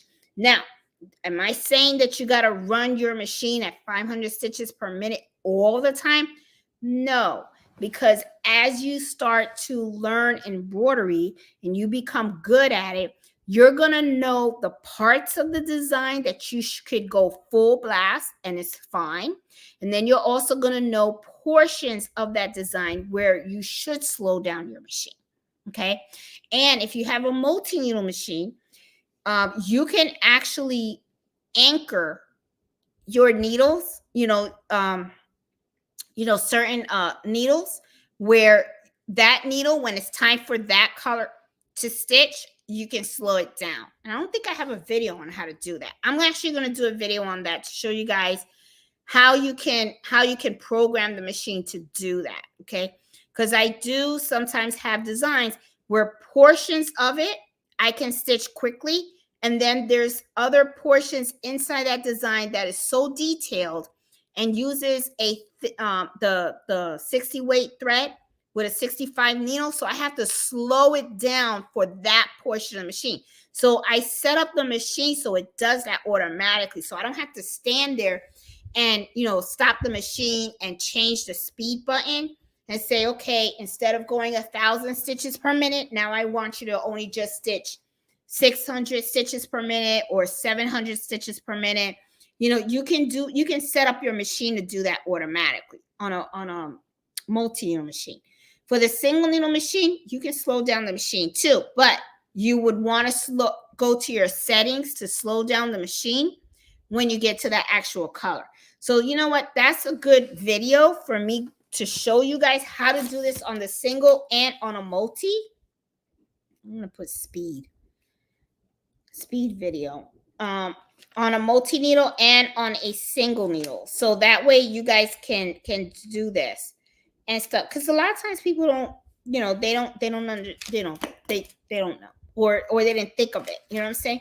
And then what happens is, if there are certain portions in that design where you really should have slowed it down, like I said, you could get skip stitches, you could end up getting puckering. It's not going to look crisp. I always say crisp and clean, but that is really how I like my designs to look. I like my embroidery to really look solid. That's how I like my embroidery to look solid, And test the tensions of your machines, people. I mean, and change those needles. Change the needles, okay? That's another reason why sometimes some of these designs, embroideries can sometimes look a little jacked up, okay? Because you guys don't change your needles. Needles get dull. When they get dull, they make bigger holes, okay? You want your stuff to look nice all the time, okay? Buy the big box of the needles and change them out. I'm telling you, I changed my needles a lot. You would be surprised how many needles I go through. Okay, I'm always constantly changing my needles, especially during this time. I'm like changing them almost every day. Okay, I mean, well, right now I am changing them every day. I already went through like one big box of needles, okay, because I change them all the time, because I'm running my machines more than 8 hours. Okay, so it's like I get up in the morning, I put fresh needles, and because I have been using those machines like nonstop, by like 3 o'clock in the afternoon, I'm already taking all those needles out and I'm putting in fresh ones again until the going into the evening. And in the morning, I'm changing them out. So I'm actually changing my needles right now like 2 times a day per machine. Okay, but you got to do it. You have to do it, because then what's going to happen is your stuff is not going to come out looking good, and then you're going to wonder why. And it's because you were being cheap. You were. I mean, I'm gonna tell you were being cheap. Change your needles. Change your needles and clean those machines too, because make sure you get the lint out of them and stuff like that, because that can really mess it up. You don't want your machine to start acting up and everything just because you didn't take the time to clean it and stuff. So, hey Jackie, how are you? Yeah, guys, if you guys like this video, please give me a thumbs up. I appreciate that. Let's see. I run 400 and 600 on my designs. Yeah, and sometimes I run 1,000. But like I said, it depends on where I am in the design. There are some portions of the design where I know I can go full speed. It's not a problem, okay? But then there are certain sections where it's very, very detailed. No, I slow down that machine. Melko's not used to you on the couch instead of the craft. He isn't. He really isn't. Let's see. Who does your digitize? I use Fazil. Fazil Mabu. Am I saying his name right? I think it's It's MAHMOOD. He's Focused Digitizing, and he's a member of our Facebook group. That's who I use for digitizing. So, and I like using him because of the communication. I don't like working with digitizers that you ask them to digitize something and then, you pay them, they give you the file, and then you never hear from them again. That to me is like the worst. I don't like that. I like to actually have good communication with my digitizer. And that is one of the reasons why I use him a lot, because I think he's really, really good at what he does. And I can always go to him and ask for modifications and, and even like talk threads and thread weights and all that kind of stuff, where, I can do a test stitch and I can share what the test stitch looked like and ask him, hey, what do you think? I used all 40 weight. Should I have used 20, 60? What size needle should I have used? I like to work with with digitizers that I can have a good business relationship with, because this is what I do for a business, and that's what they do for a business. There's a lot of people out there that say they're digitizers too. I mean, some of them have different expertise level. Okay, some people just learned how to digitize, um, and I'm not saying that they're not good, but you got to really look at the quality. And so communication, number one, that's a big thing. That's so important, and the quality of it. So, the best way to do it is really to, when you go look at for a digitizer, you know, do a test stitch with them. Ask them to tweak it a little bit, see how the conversation goes, or did they help with the tweaking, or did they disappear on you? That's a big notification, like, oh, okay, so now you're gone. You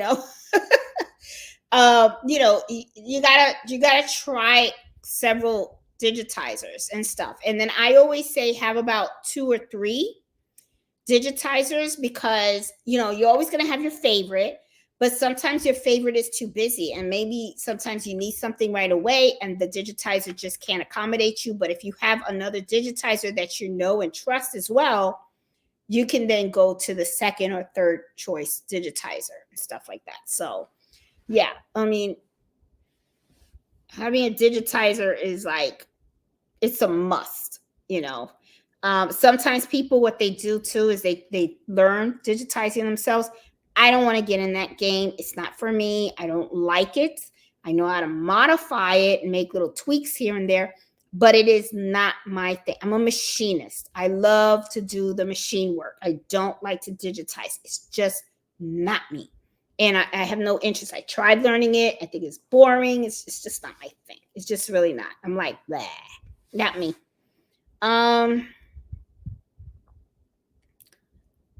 Let's see. Have you tried the brothers gamble? No, I have not. Turns a picture into embroidery. You scan it. Well, I know that I prefer. Okay, I know that there are some softwares out there that can take a image and probably convert it into like an embroidery file. Those to me, I would use if I had like a really simple design. A lot of the designs, J-Lo, that I get are logos that are pretty complex. I would not trust it with that software. I'm kind of old school. I'm kind of thinking, to me, it's all about quality. So I prefer to go straight to a digitizer when it comes to certain types of work. Okay. I know that stuff is out there. Like the brother does have the scanning that you were mentioning, because I have the 1055 too. And you can take something and you can scan it and turn it into an embroidered file. I haven't personally used it because a lot of my stuff has been local orders, and and it's customer, and I don't want to use that to embroider their items. I would prefer to work directly with a digitizer, because there have been times when we've even had to tweak the design a bit because they just didn't like that. And to me, if I work with a digitizer, they can help me make modifications. If you do something like what you're talking about, where it's like a scan and get the file, well, you can scan it, get the file, and what happens if you need to make modifications to it, right? You still have to then go to a digitizer, because the scanning is once you scan it, that you're going to get what you're going to get, right? That's what it is, right? And I really like that customization feature. And you would have to take the item, and you still have to put in embroidery software, and you have to make little tweaks to modify the design, right? So that's the whole reason why I really haven't gone that route, is because I don't feel that the customization is there, not to the level that I need it and stuff. So yeah. Totally missing. Yeah, Mello he's a trip. Wash your hands says, that's why I don't have any pets. That's why I don't have any pets. Oh my God. They are, yeah, they're a handful. They really are. Hey Denise, she said she purchased the Design Fabric 2000 and joined a Sew Along with Shirley channel. About 8 of us started in October, finishing up last Wednesday or earlier. Oh my God, you got to post how it came out. And so I heard those are like so awesome. I've seen a couple where people have finished them off and stuff. Okay, Ruth, I think I explained the show and tell, and you'll believe me, Ruth, you're gonna get it. Don't worry about it and stuff. Just tune in on Friday. It's gonna be just like now, Embroidery Happy Hour, and you're in the chat. I see it, and it's gonna work out. I know you're a little because you've been asking a lot about it, but don't worry, Ruth. We're not gonna let you out. Leave you out or anything like that. So just like you're doing now, you're gonna get there. Okay. So next Friday, 8:00, it'll be show and tell, and I'll put the link out there and stuff. Let's see. Oh, and Margot, again, thank you so much for the super chat. I really appreciate that.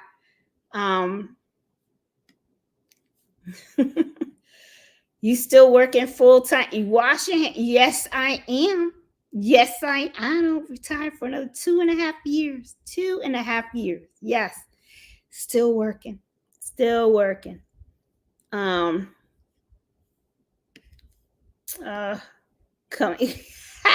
Same thing. Yep. She's saying working my regular job, coming home, doing work. Yep, that's me. Exhausted. Yep, that's me. Embroidery, Jeanette, you need to take a break. I know this is my break. This actually, Embroidery, this is my break because I'm exhausted. I'm pretty tired and stuff. Yeah, so it's like, let's see. Okay, I'm good on battery. I need to check my laptop and stuff. Hey Patricia, how you doing? Oh, okay. Jeanette, if you have to cut it short today, cut it short. Go get some rest. We need you healthy. Spend time with Mello and Fred. Fred is asleep. He is asleep. Let me tell you something about my husband. Well, he knows how to relax. That is for sure.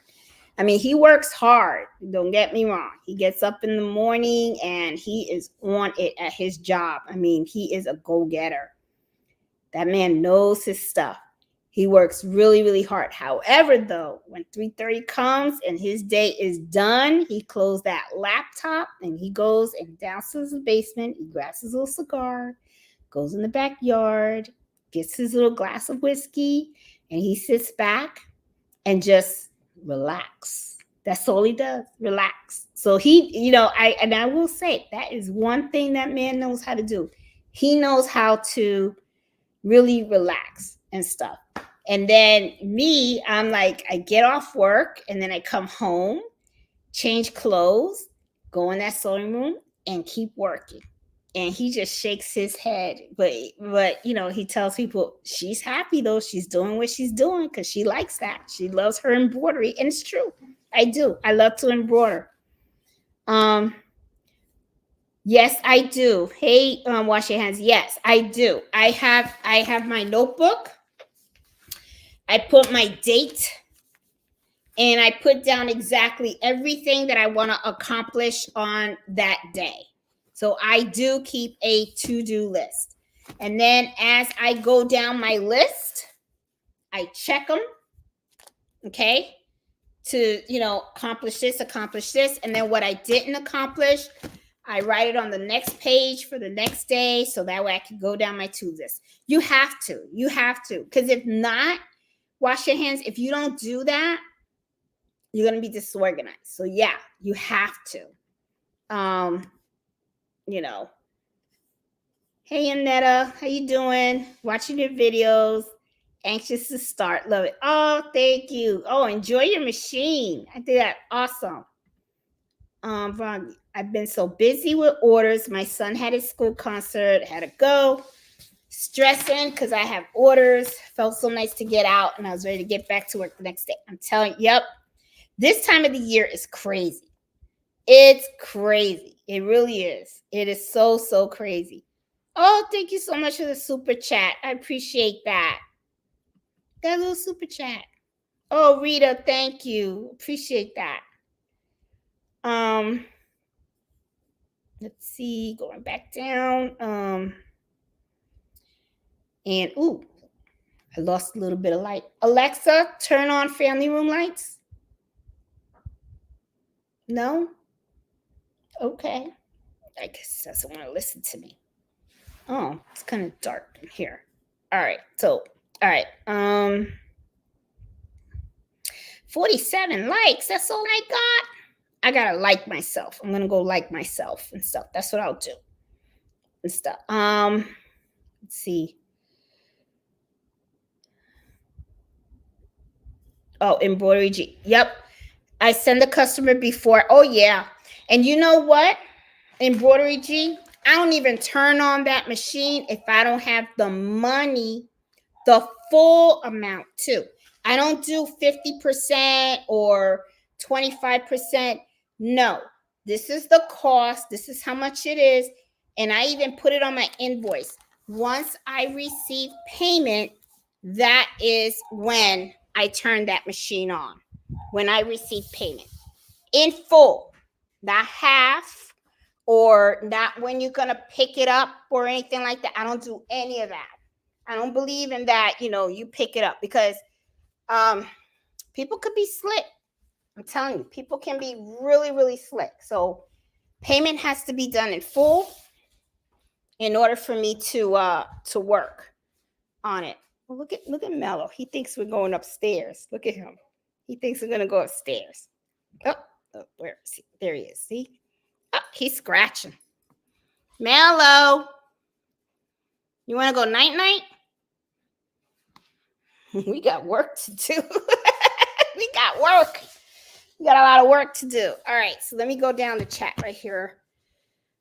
Let's see. Okay. Yeah, so I do not. Yeah, I don't even turn on the machine without the money. It's got to be full, paid in full, then the machine turns on. That's how I do it. Let's see. Hey J Rose, how you doing? Question about digitizing. Did you have a question about digitizing? Let me see. I think I answered it. I think I talked about it. Yeah, I don't see it. I know somebody asked who I use as digitizer, and I answered it. Okay. All right, guys. I'm gonna try to go down, think a little bit faster because it is really late. It's about like 10 o'clock. And I'm getting hot flashes or something. Okay. And I gotta start working. I can't believe you work full time and have a full-time business. Team Bravo. Yeah, you know what? Well, she has, success is not easy. That's why I tell people roll up those sleeves. It's not for the lazy, that's for sure. But you don't think about it. You do what you got to do because you got to do it. That's how I see it. You do what you do. That's what it's all about. Let's see. I'm going to look down. A lot of you guys are like telling me to just hang it up, go relax. But I like hanging out with you guys too. Jeanette, take care of you. I am.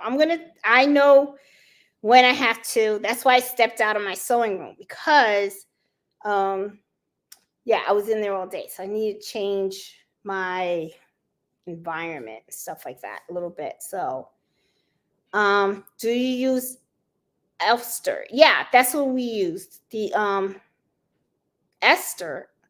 I use the F stir for the gift exchange. I think that's what you're asking. Or maybe you're answering a question to somebody else. I don't know. Okay, I'm going down.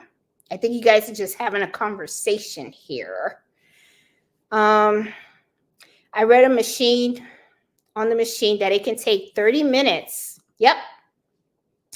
To set it up, which is a lot for only a single item.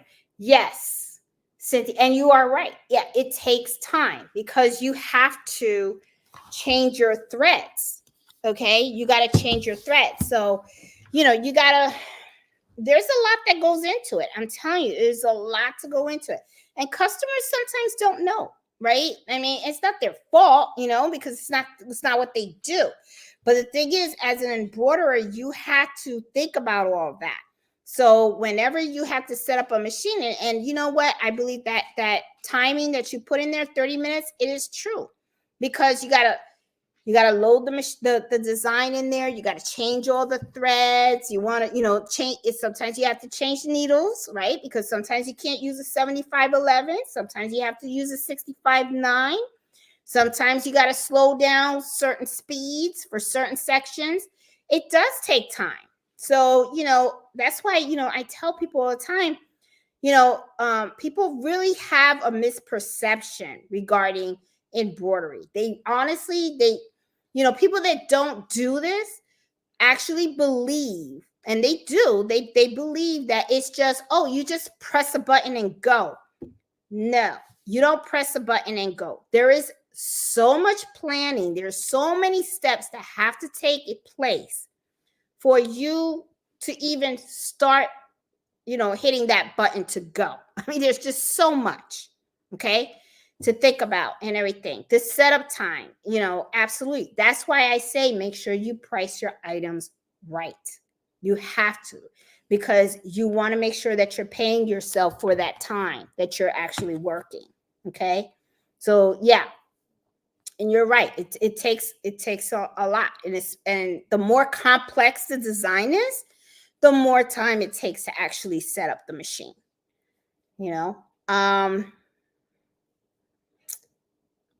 Everybody say hit that like button. I don't know how many people like it. I never watch. I never kind of like watch and stuff. Let's see. I'm going down. I am kind of scrolling down a little bit. If you guys had a question, I kind of missed it, just put it on the Facebook page if you really need me to design it. Oh, thank you, Part of Design. Oh my God, thank you so much. I appreciate that. Happy holidays to you too. Thank you so much. Aw.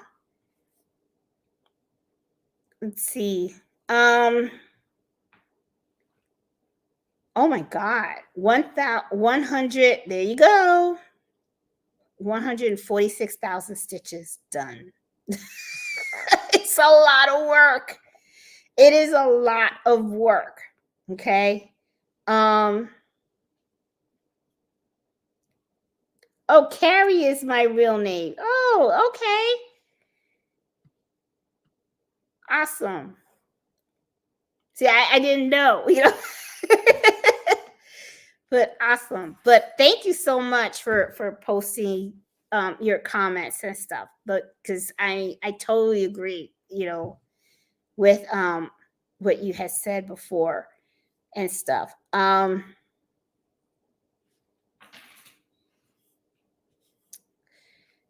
Oh my goodness. See, Miss Max. Wanted to cry, but it's done. And you know what? Now you have a feeling of accomplishment, Miss Max. Now you have a feeling of accomplishment. So, yeah, and it's funny because, hey Cindy, how often do you change your needles? I usually change them after 8 hours of sewing. Okay.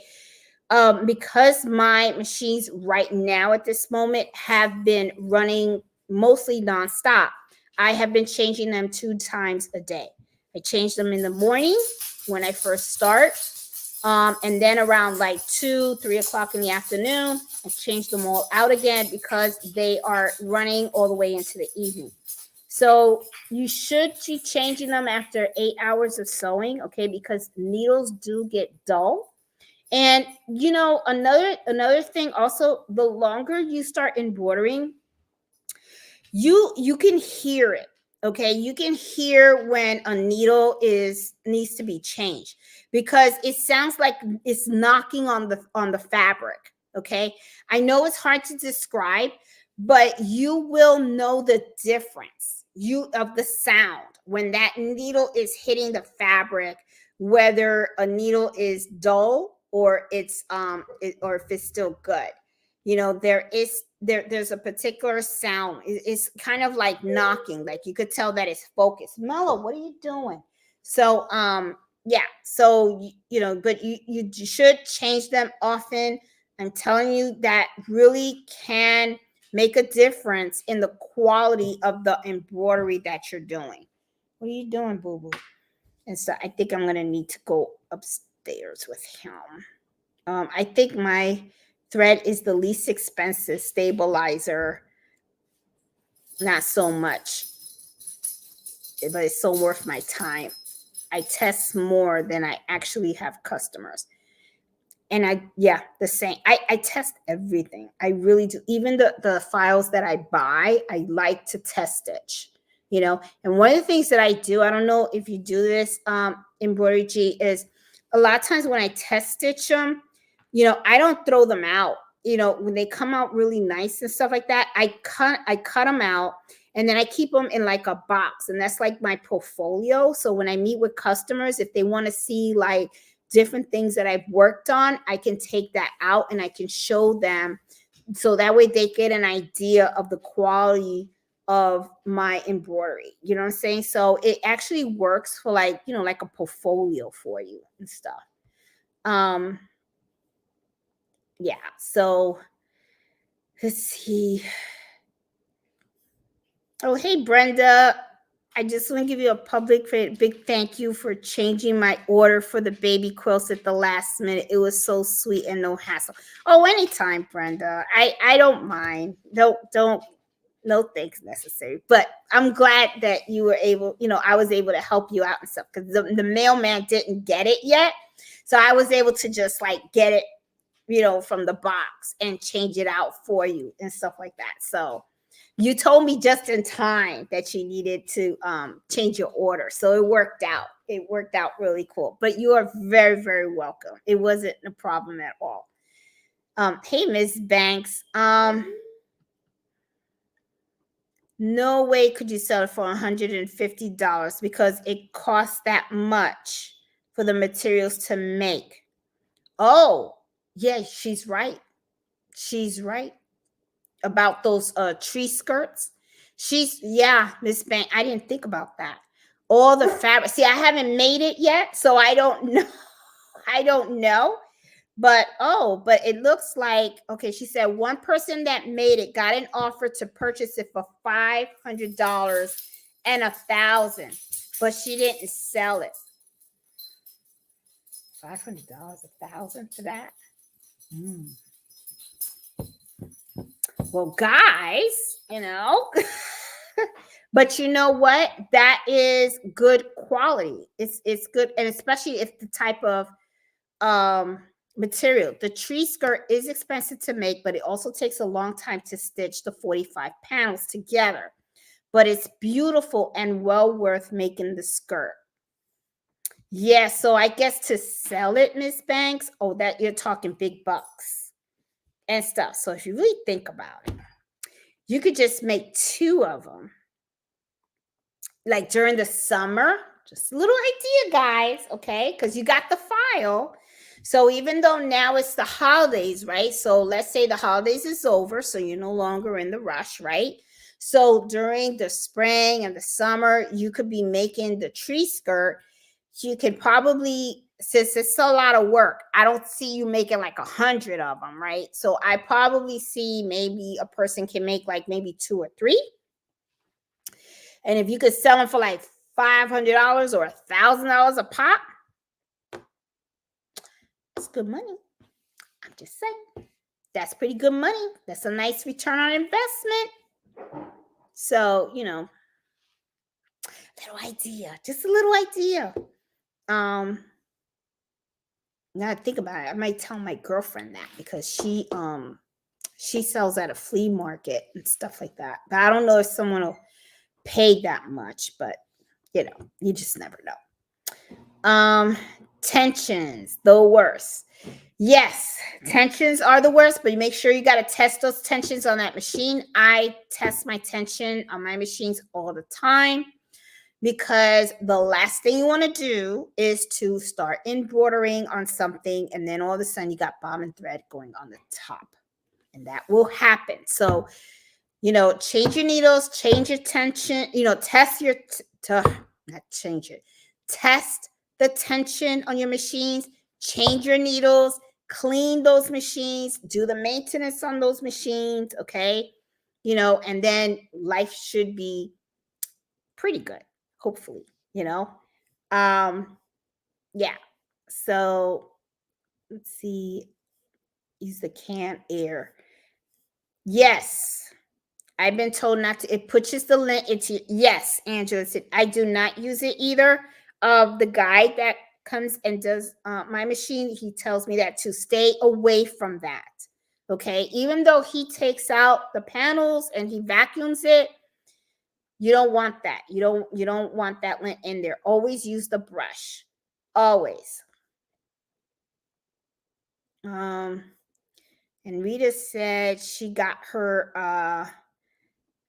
1700 back from Norm Embroidered, came out great. Second thing, the back of the design is all bobbin. You can't adjust the tension. You can't adjust the tension. The back of the design is all bobbin. You shouldn't have, I don't believe the back of the design should be all bobbin. There's an issue there, Rita. I think you have to adjust your tension. There's a video where I show how your tension in the back of your embroidery should look. Okay. It should not be all bobbin. You should see some of the top thread at the bottom as well. Okay. There should be a balance. Okay. And you should be able to work on the tension of any machine. You guys, you got to learn your machines. Don't be afraid of those machines. Okay. You got to learn it. You have to learn it. I come across a lot of people that are afraid to hit the button. They're afraid to change anything on it because they feel like the machine's going to slap them in the face or something. I don't know. But you got to learn the machine. You got to know what those buttons do.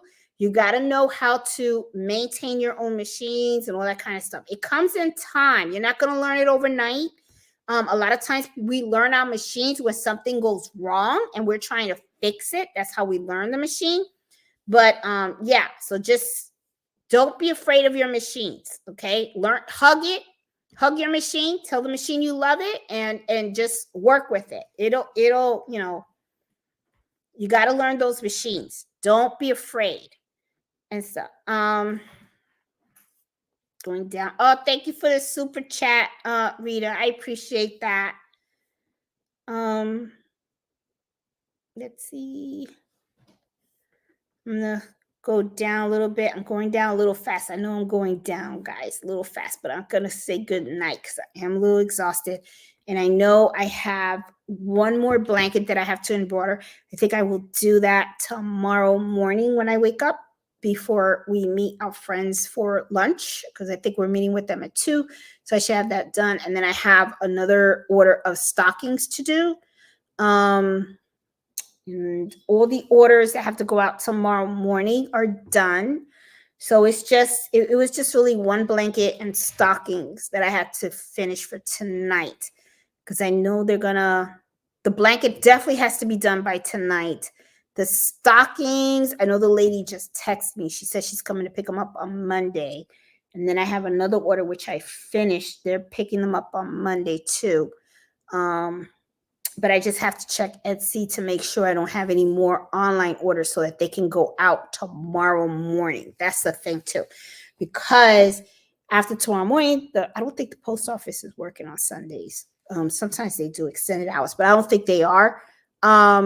And if that's the case, then yeah, that means Yeah, because you know it's getting close to Christmas, and you know how people are. They wait for the last minute to order their stuff, okay, and then they get mad because they didn't get their stuff during Christmas time. That's life. You know how it is. You know how you guys know how it is. All right, guys. Well, I am going to call it the night, and I think I'm at the bottom of the thing. Hey, Eleanor, how you doing? Yeah, I'm going to call it the night, guys, because I am a little exhausted, and I do have a blanket in the embroidery machine. And let's go now. Let's go look at it. And I hope that the machine didn't get a hiccup and stuff. Come on, Mello. Mello, come on. Mello, you're not coming? He's coming. He likes to come. See? There he is. Okay, going up the stairs. All right, so hopefully that blanket is done. I think it was. I hope I didn't run out of bobbin thread or anything like that. And then I'm over here talking, and it is, yes, it's finished. It's actually finished, guys.